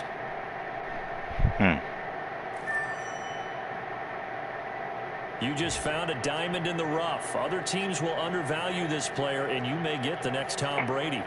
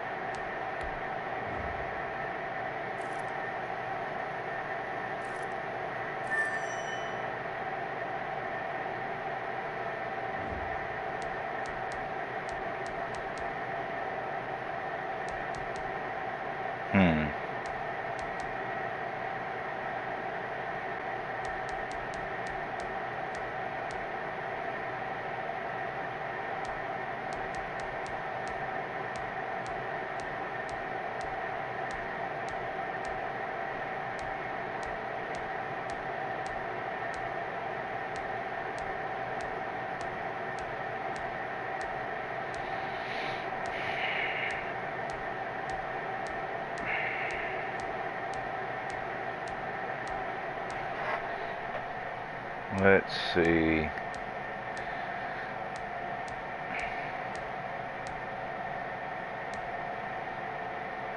Dante for Air Force.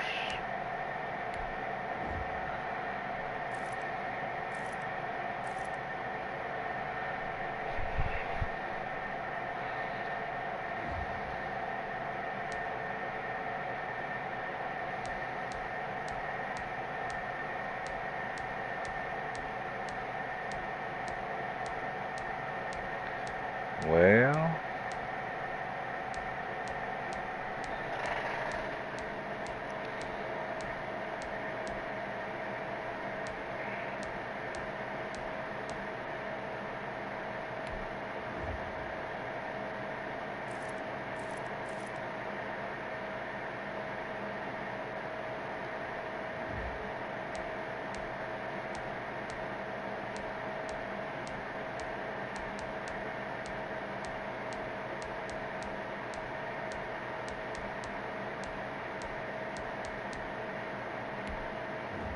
free safety.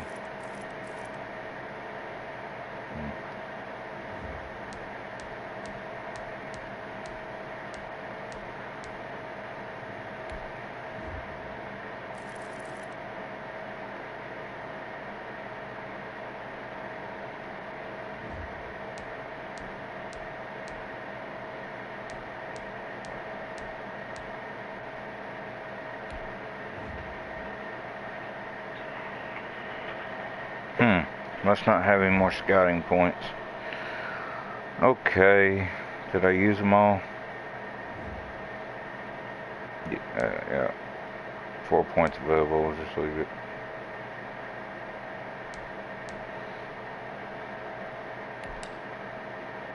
Next week.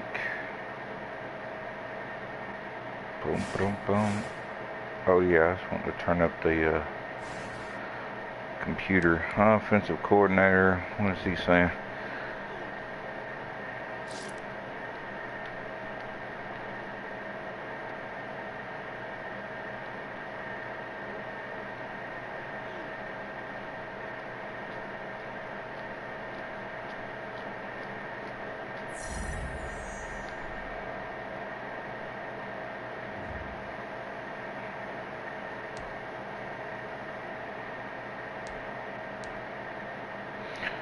Alright, should be able to go into options, settings, league settings.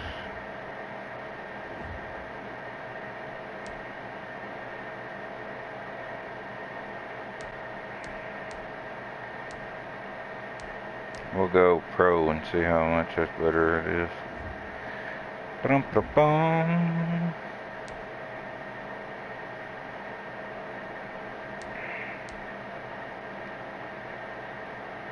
No, I don't want to quit.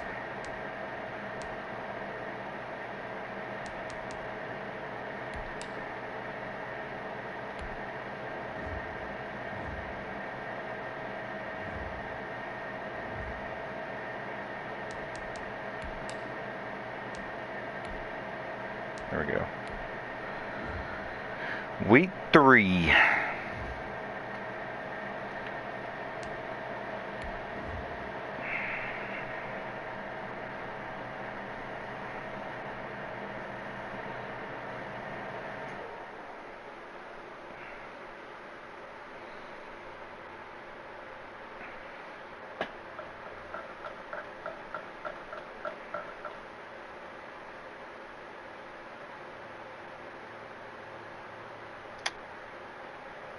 Jarius Wright, Cody Hollister.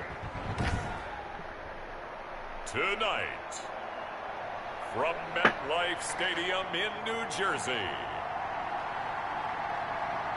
it's Thursday Night Football on EA Sports.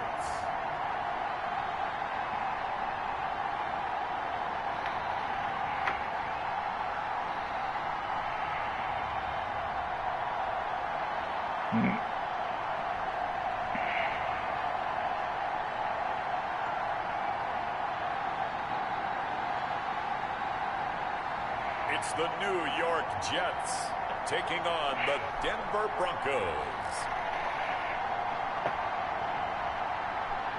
From the stadium that hosted Super Bowl 48 back in 2014, there's a look at MetLife Stadium here in East Rutherford.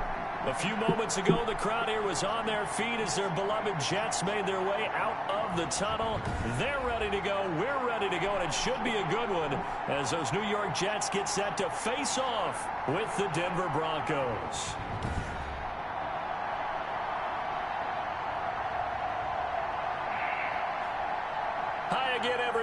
with Charles Davis, I'm Brandon Gaudin. And, Charles, you look at this Jets ball club. They come in on a pretty good roll here, winners of 3 straight. Meanwhile, for the visiting Broncos, an early season tilt. And when it's an early season tilt, should be ready to roll. Well, let's face it, the aches and pains haven't really set in yet. And both teams eyeing a really good start to get things going. Uh-oh. And a short kick taken at about the 16. Oh, good-looking return set up here. Here now comes the Jets offense, and the man that will be captaining the ship at 6'3", it's Sam Darnold. Year 3 now of Sam Darnold being the starting quarterback with the New York Jets. And as you might expect, some ups and downs along the way. That's what happens with young quarterbacks.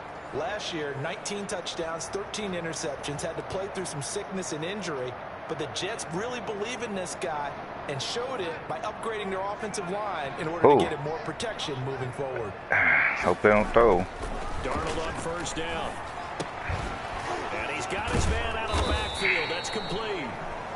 He'll wind up getting a yard on the game's first play at 2nd down.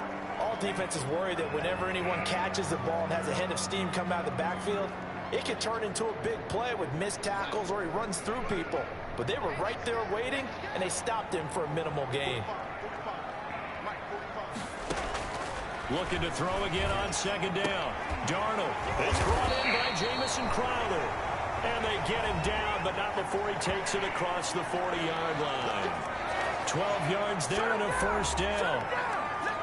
The numbers for Crowder a week ago: 3 catches, 52 yards. And most teams mark down big plays as ones that gain 10 yards or more. He certainly has big playability, and we just saw it on display.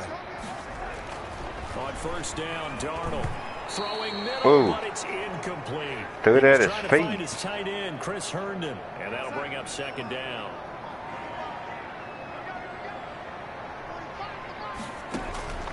To the air again, Darnold.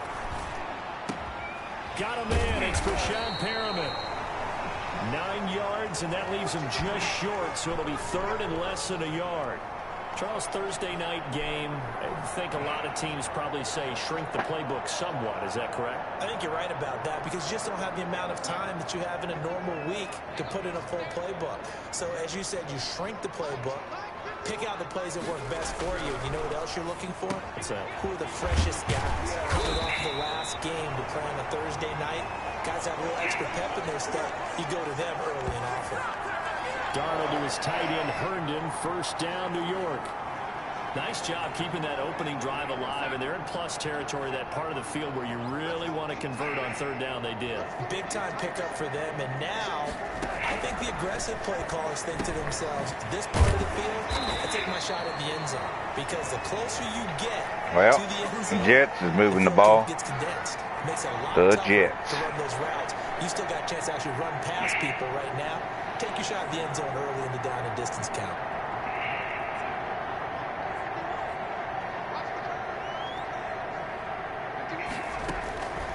First down, it's Darnold. Throw complete to Herndon.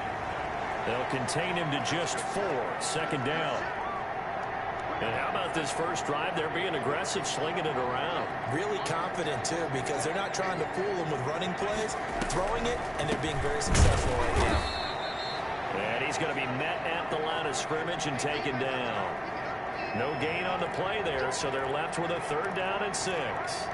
What an advantage having an elite guy in the middle of the defensive line, because not only does he take up the space and let the linebackers run free, but he can also make plays himself, as we just saw there. Oh, picked off. And it's intercepted. Picked off by Kareem Jackson.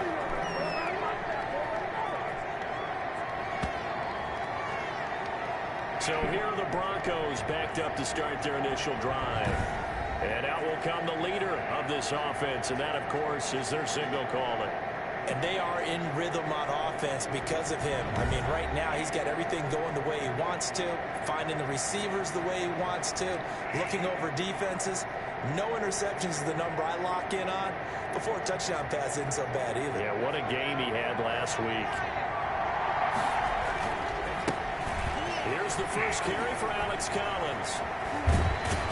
And the reinforcements come in as they're going to stop him behind the line. Officially, it's a 1-yard loss. That's going to bring up 2nd and 11.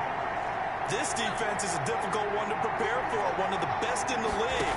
They'll come at you from all angles, and they did a nice job there stopping him for a loss. Now a nice throw here right side. He hauls it in. And all the way home for a Broncos score. Jarius Wright, 92 yards. And the Broncos have taken the early lead. So from back deep in their own territory all the way into the end zone. You think they expected to score on that one? I'm not sure they expected to score, but they also showed that they're not averse to taking a little bit of a risk there, right? Taking a chance, because the normal call is take care of the football, run it, be safe. Instead, they put it in the air and took a gamble, and it paid off in a big way. That wasn't an analytics call. That wasn't a fantasy guy's call. That was like a video game call right there. It was a little bit of a video game call, but it worked. McManus's point after is good, and it's now a 7-0 game.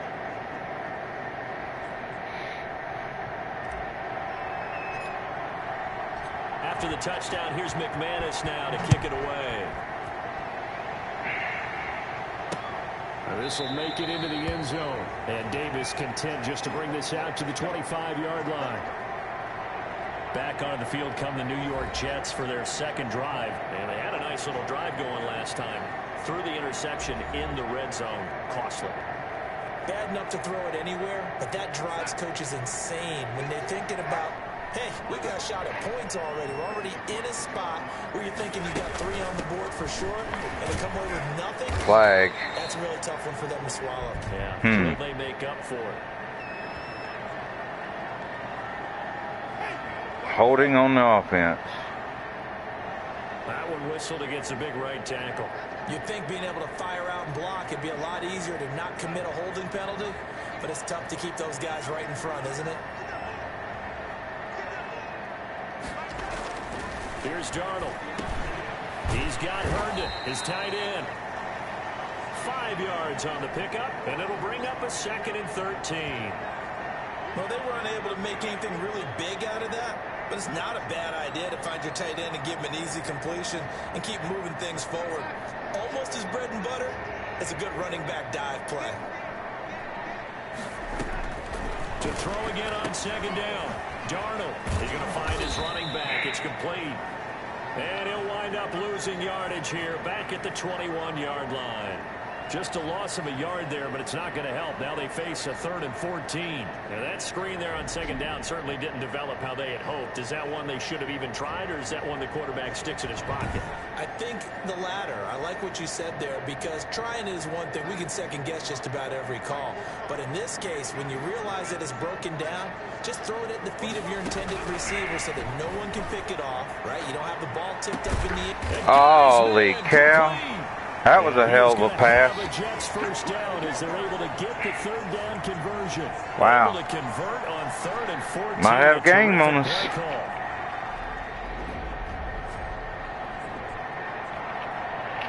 And the D-back was running right with him, too.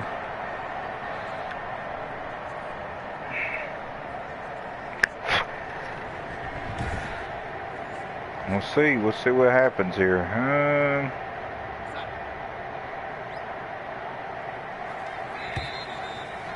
Into the first quarter. After 7-0 on EA Sports.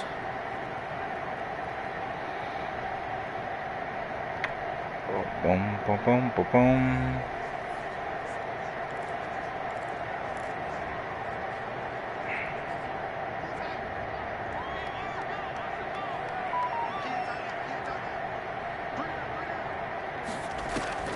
On 1st and 10, Darnold. Looking for Perriman there. He's got him. And he's going to get it down to the 33-yard line here. A good pickup there. 8 yards on the first down completion. Well, that's now 4 completions in a row. A good bounce back following the interception last drive. Certainly not letting it affect him, that's for sure. And we all know interceptions are going to happen. So don't let it affect may have a good game on our hands here. Good quarterback, they just tell the ball boy, get that one out of the Oh, let's have to wait and see what happens here. Maybe the Jets may score. A first down throw, Darnold. And his throw's going to be incomplete. That was way out. They've given up a few first downs on this drive, but getting the incompletion there, that should give them something to build on and maybe turn the tide. Second down and 10, Darnold. This one complete to they scored. And he's brought down after a very nice gain. Oh, no, they didn't score. Marked as a 27-yard pickup. Well, that certainly has to feel good. It's not all the time that the play caller should get all the credit. Sometimes I think in the huddle, the quarterback just says, hey, who's going to make a play for me? I just need something right here. And the end result there, nice first down. Yeah. And he's in. I knew that was going to happen. Le'Veon Bell, his third touchdown now on the year. And the Jets are an extra point away from tying this thing up. Well, Brandon, he just followed his nose, and his nose took him to the end zone. But how about the big guys up front, giving him at least a stalemate in order to find that space? Yeah, the O-line won the battle in the trenches there, didn't they?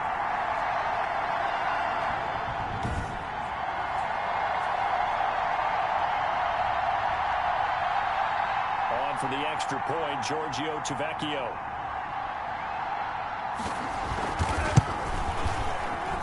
It's up and good, and we're tied at 7 here in quarter number 2.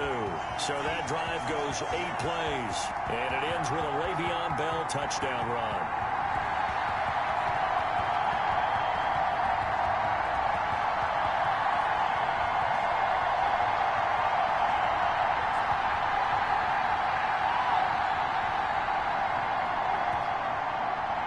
So all even at 7 now as they kick it away.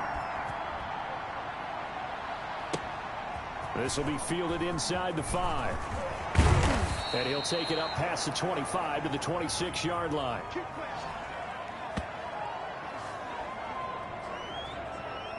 So now the second drive offensively coming up for the Denver Broncos. And they're hoping to redo their efforts in the last drive when they got into the end zone. And just think of what it's like now on the sideline. Because when you score a touchdown, you have to go over and look at the tablet and see what you did on the last drive. When you score points, it's a whole lot better view than when you're trying to figure out how to fix things there. And he'll be out of bounds, but able to get it up past the 45. An ideal beginning of the drive there as they'll get 20 and a first down. We should mention, to go along with a great game he had last week, he was rightfully named AFC Offensive Player of the Week. And he shares that with his offensive line, the tight end, his fullback. He's looking for more and more of that in this game. On first, they go right back to Collins. Just a yard on the pickup there, and it'll bring up a 2nd and 9. They went right back to him, but he pretty much had nowhere to go on that play. Now, the previous carry looked pretty good. That one, maybe he was a little tired. I don't know. Yeah, maybe he should have tapped out and had a second back come in and maybe make that run. Who knows? And that's going to wind up incomplete. However, we do have a flag down. Let's check in with our referee. So they saw the contact before the ball arrived. Penalty flag for pass interference. And trying to avoid pass interference is so difficult. You're trying to slow down these skilled receivers. And he will fight his way into the end zone for a Bronco touchdown. Alex Collins, his 17th touchdown now on the season. And the Broncos have taken the lead. Nice job of polishing off that drive, but all the credit there goes to that play prior. Yeah, it certainly does, because after that big play, I think resistance almost felt futile at that point, didn't it? And the very next play, they come right back, quick, fast, and in a hurry, and put it in the end zone. And he's got it. It's now a 14-7 ball game. So they only needed 3 plays on that drive. And it's finished off with a 5-yard touchdown run.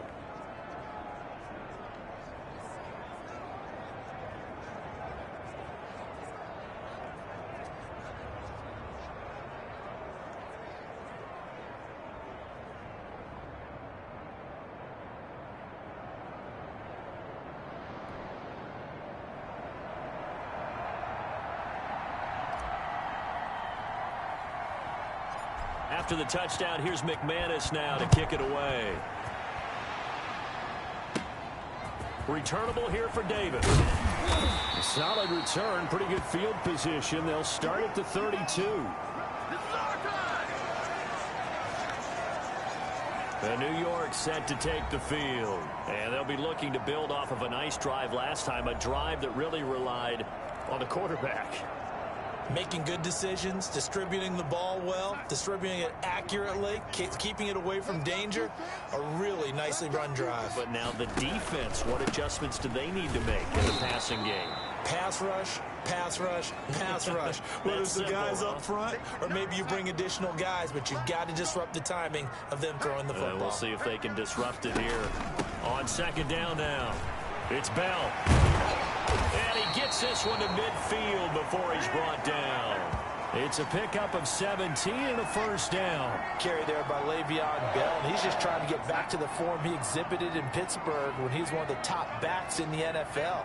In 2019, though, no games over 100 yards rushing and only 3 games with 20 or more carries. The more he touches it, the more effective he is. They'll get 6 on the play, and it's going to take us to the 2-minute warning. We've hit the 2-minute mark of the second quarter, 14-7. Coming up at the half, a reminder, we go back to Orlando to check in with Jonathan Coachman. He'll have a look back at our first half as well as a look ahead to what's coming up later this weekend. Darnold hitting his tight end, Herndon. And this is going to be another first down as they'll make the tackle at the Broncos' 31-yard line.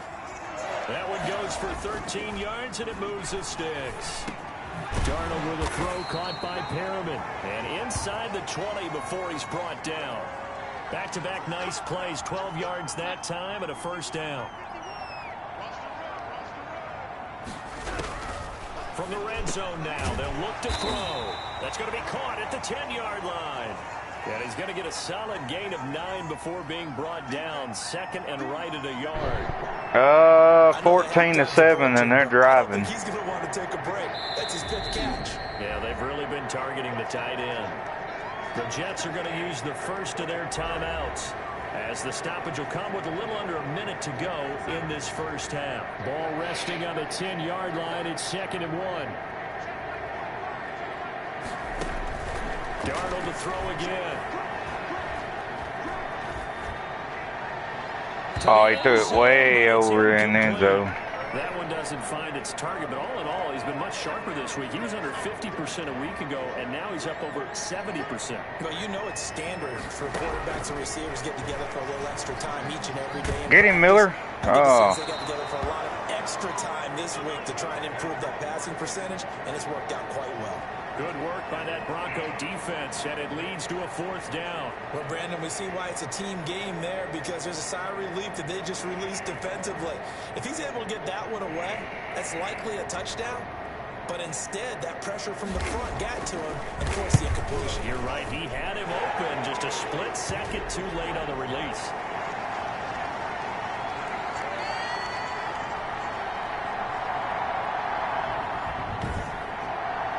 So they put together a good little drive there, but ultimately stalling out in the red zone. Yeah, I know a lot of people look at it as a little bit of a negative. They So it's 14-10. Get the touchdown, but that's actually okay. They got 3 points. Able to give their defense a little bit of rest, let them settle down over there. So all in all, to me, that's a good drive. And he's going to have the first down as they move into field goal range here at the 25-yard line. And Denver getting set to take the field. You're under a minute to go here in the half. Field position not really in your favor, but still time to try and move the ball and get in field goal range. Yeah, you got the lead. It's definitely a thought. Let's go ahead and try and increase it. At the same time, I don't like the odds. I don't like where they are in the field. Got the lead. They've done well in the first half. Don't mess it up and go into halftime looking at each other wondering what if. And he's over 100 yards now after that last catch. Already, of course, leading the NFL in receiving yardage. So he's done nothing at all to hurt his cause to stay in that spot. But I've been so impressed with how he's gotten it done. Body control, route running. How about the way he competes for the football at the end of the play? Dang it. Down. So we've reached I tried to hit the wrong button. Hit the wrong button. I tried to call timeout. Where we find Jonathan Coachman ready with our EA Sports That halftime sucks. report. Coach. Okay, Brandon, Charles, thanks very much. Welcome in, everybody, to our EA Sports halftime report. Let's take a look at what we've got on tap as we wrap up the first quarter of the NFL season. Plenty of good games to choose from in that early window. We'll highlight the one down in Tampa A big test for the Bucs at home as they'll square off against the LA Chargers. In the late afternoon games, all eyes will be on Las Vegas. A glitzy matchup there, where it'll be the Raiders taking on the Buffalo Bills. And finally, Monday Night Football. They've got a good one lined up between the Atlanta Falcons and the Green Bay Packers. Meanwhile, in our game, it's been a back-and-forth first half. Who can put it together in the second half? For the answer, we turn it back over to our broadcast team of Brandon Gaudin and Charles Davis.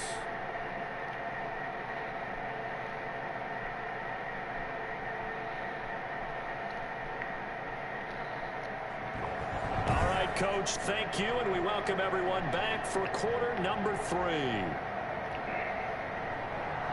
Broncos with a lead, and they will be receiving this kickoff here as quarter 3 is underway. From the 6. And a decent return out to the 27-yard line.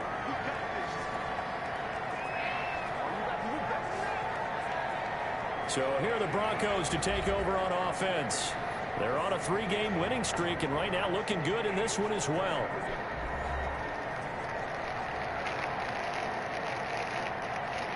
What are you up to, Hellraiser?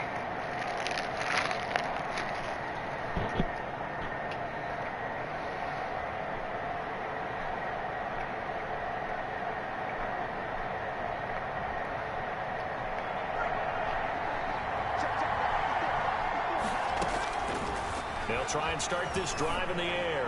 Oh, a scrap for the football, and he's going to come down with it. And he'll be taken down, but not before they work it across midfield. 25 yards that time. And that was good protection there. No, that was great protection there because it allowed him to lock in on his receiver, although I think he was looking for his tight end on the corner route all the way. Nice connection there for a really nice gain.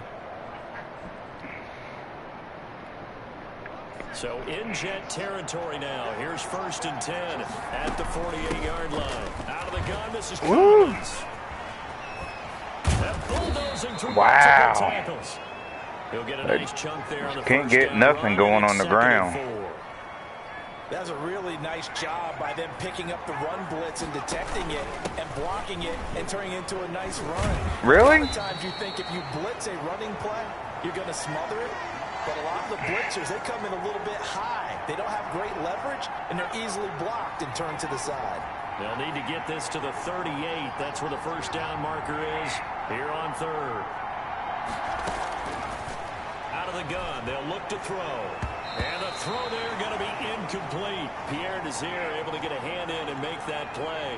As a defensive back, you have some weapons at your disposal that we don't often talk about. And you can read the receiver's eyes, you can read his hands, and you know that the arrival of the ball is imminent.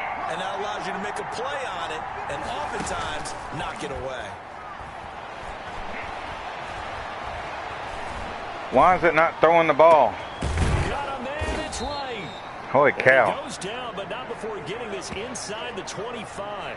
Good gosh. 4th down conversions result in 23 yards, but that's the case here. 1st down.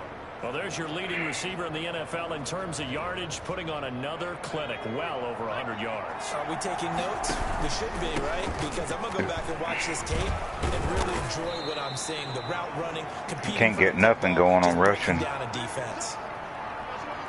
3 yards on the pickup there, and it'll be 2nd down. And again, it's Collins.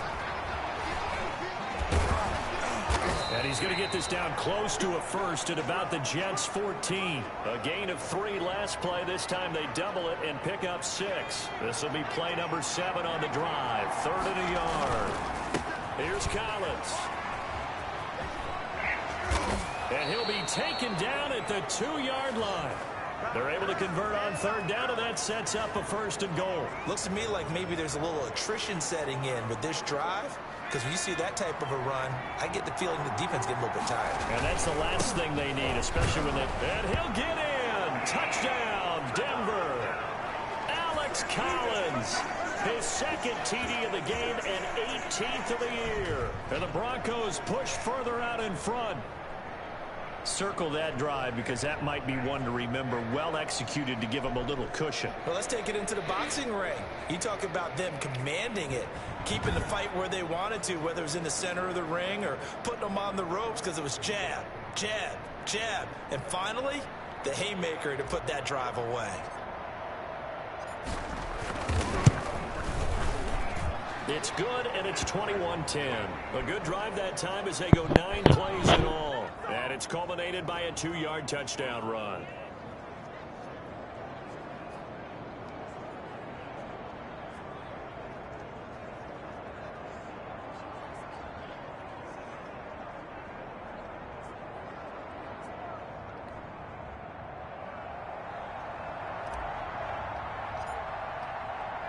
After the touchdown, here's McManus now to kick it away. And that'll carry over the back line of the end zone for a touchback.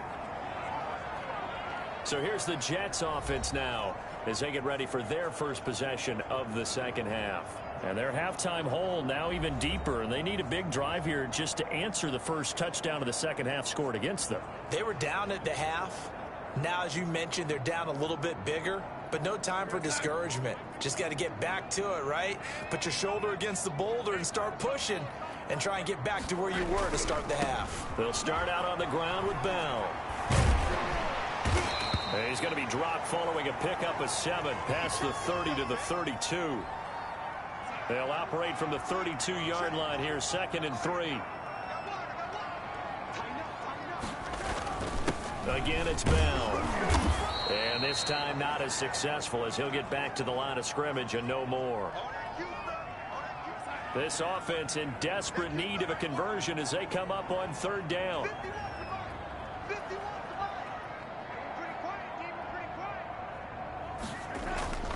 Back to throw, Darnold. And he finds his man, Griffin.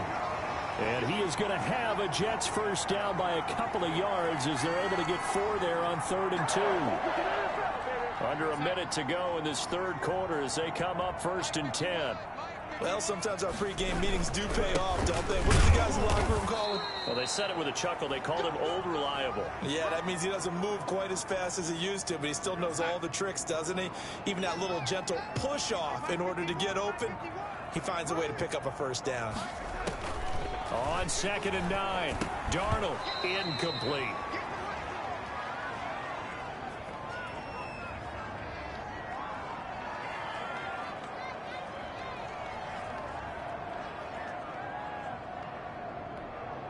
After an incomplete pass on 2nd down, that'll leave him trying to convert on 3rd and 9. Out of the shotgun, here's Darnold. And that will be incomplete. Here's the Jets punter now. And surprisingly, this is the first punt of the game for either team.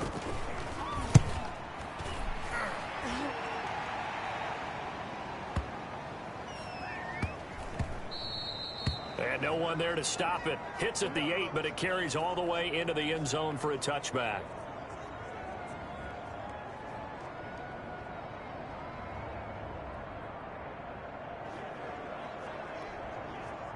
The Broncos onto the field, ready to start their next drive. And they'll just simply be looking to build off the confidence of the last time out where they scored a touchdown. And confidence is powerful, isn't it? When you've scored once, you feel like you can go back out there and get it done again.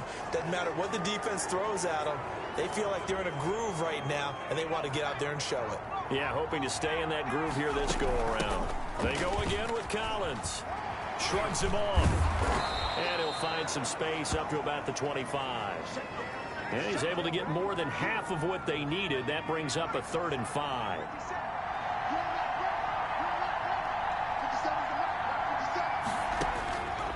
From the shotgun, he'll look to throw. He'll go up top here for Hamler. Oh, incomplete. Nearly the pick they needed. They would have loved one there, but at least it does get them to 4th down.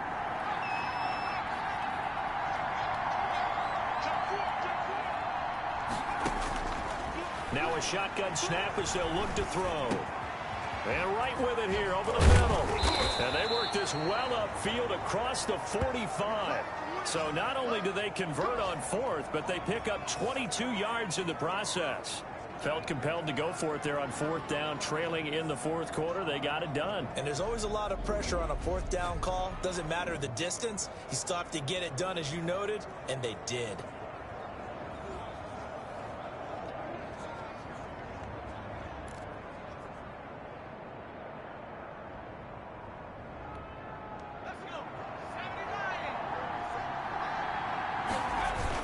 Here's a 1st down run with Collins. And the second wave of tacklers is going to get him as they stop him behind the line. Call it a full 3 yards in the wrong direction there. Brings up 2nd down. Brandon, it's clearly a running situation when you're up in the 4th quarter. They're going to have to stack the box and make it difficult for them to move the ball. Made it very difficult right there. Now they need to repeat that effort. Yeah, bring 7, 8, 9, whatever it's going to take to slow them down. Give him 2 yards that time, and it's going to leave him with a 3rd and 11 situation.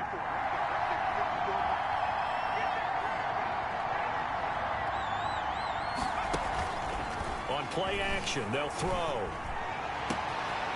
On the crossing route, complete. That's right. And he is into the end zone for a Denver touchdown. Jarius Wright. His 2nd touchdown of the night, and the Broncos will add on to their lead. They were still throwing with a comfortable lead here late, and now that lead even more comfortable. And your first thought is there bad blood that went into this one ahead of time, that maybe they're seeking some revenge or they just don't like them? But the other thing that always hits me is, are they worried about playoff positioning, right? Are they worried about, do you need enough points in case there's a tiebreaker that comes into play later? And the lead is up to 18 now. So this drive spans 7 plays, and it culminates in a touchdown by the Broncos.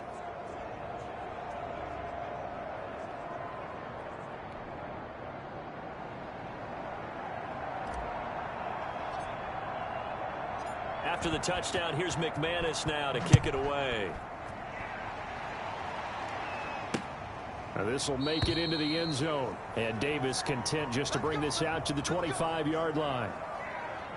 New York ready to go again offensively. Remember, they have won 3 straight, but getting to 4 straight does not appear to be in the cards as they are in a big 4th quarter hole.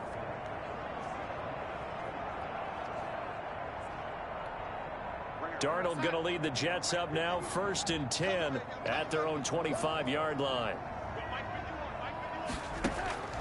From the gun, he'll set up to throw. And they're able to get this one across the 35. Give him 13 yards on the opening play of the drive and also give him a 1st down.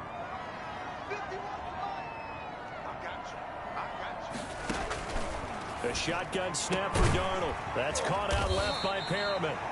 And he'll have it past midfield almost to the 40 before being taken down. Back-to-back receptions for him, and it's another 1st down.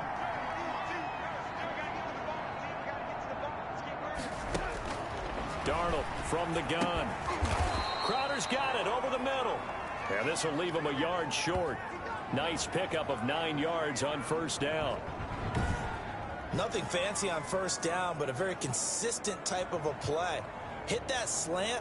A lot of people call it an extension of the running game, and it can be if that pass is completed, because you hit a guy on the run like that, he often can go for big yardage. Sets him up nicely for 2nd down, staying ahead of schedule. Throwing again on 2nd down. Darnold. And he will find his man on the end route. Complete. And finally down he goes as they work it inside the 10 to the 7.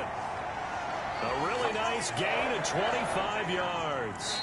1st and goal, and they got to be thinking a chance to get right back into this football game. So it's Jets football as we get you reset here. They've got it 1st and goal as they look to punch in a late score. To the air again, Darnold. His pass caught at the 4. And he'll get this down inside the 5 to the 4 before he's out of bounds. 3 yards the gain there, 2nd down.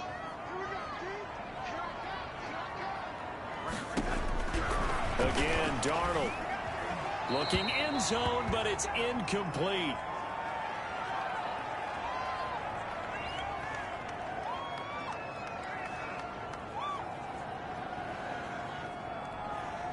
This likely a must-have, 3rd and goal. Throwing again is Darnold. And that's going to be knocked away in the end zone. It's incomplete. At this point in the game, they've got to continue to try anything they can. They're still working at it, even though this one feels like a lost cause. They snap it. They're going for it. Here's Darnold. And it is incomplete. They're turned away on 4th and goal. And the Bronco defense comes up big. So they tried to go for it for pride, but it really wouldn't have mattered. This one, it was already determined. No doubt about it. This one was over a while ago. Denver's offense ready to go again. And it would seem as if their 3-game winning streak is about to go to 4, but still a little work to do as they start 1st and 10. And he's able to get this up just shy of the 15. Now the Broncos are going to call the first of their timeouts as they'll head to the sideline and talk over what to do next. Not totally home free yet, but it's looking good as they come up 1st and 10. Now a give to Collins. And he's dropped just shy of the 25 at the 24. A 10-yard pickup, and it's enough for a Broncos first down. They'll try and run some clock here as they keep it on the ground.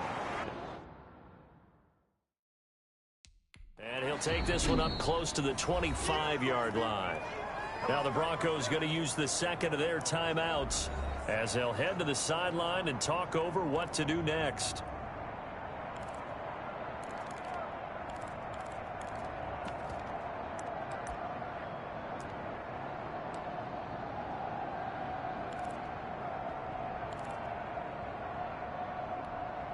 The run only got a yard. Here's 2nd and 9. That one looks like he'll throw here. Henry's got it out on the left side. And he's taken down but able to slip across the 35. A gain of 13. It's a first down. Oh, he fakes a spike. He's going to look downfield for Henry. And a scary incompletion, almost picked off. It would have been their first INT of the game. Instead, 2nd down. Now Collins.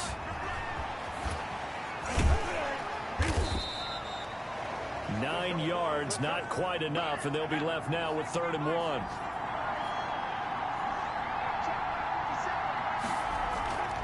They'll look to throw for it on 3rd and 1. Got a man, and he hits him in stride. And he will have a Bronco first down as they're able to get the 3rd down conversion. Now the Broncos will use their 3rd and final timeout. And as the two teams talk it over on their respective sidelines, we take a break. So they'll come up 1st and 10 now from the 33. They'll drop to throw. Throw left side complete. It's Henry. And he's going to be out down inside the 20 at the 15. Another big hitter there. This one good for 18. These guys are running offense like you drive. The pedal is down, stomp down. How about that? Back-to-back completions. They are rolling. So much for being conservative and running that football. Line of scrimmage, the 15. It's 1st and 10. Inside the red zone here. They'll look to throw. A hit as he throws there, incomplete. So after the incompletion on 1st, now 2nd and 10.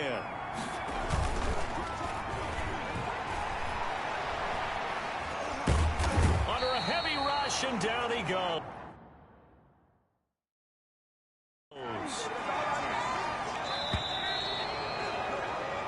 So this one will wind up a Denver victory. And it was their defense that really made the statement after the break. They pitched the second half shutout. Yeah, think about the team that just got vanquished. They did score in the second quarter. Do you think they thought at all that that would be their last points of the game? No, but what a second half. The adjustment, whatever they did in the locker room, it certainly worked. It certainly did, and you're exactly right. Whether it was an adjustment, whether it was just more focus on what they planned to do going in, whether they just played better, whatever it was, it all came together in the second half, and no points were allowed. That's a great way to close them out. So for Denver, hey, they finish a perfect month of September as they move to 4-0 on the new campaign. And they'll get a few days to savor this one before they take on the New England Patriots. Meanwhile, for the Jets, the defeat is their first of the year as they drop.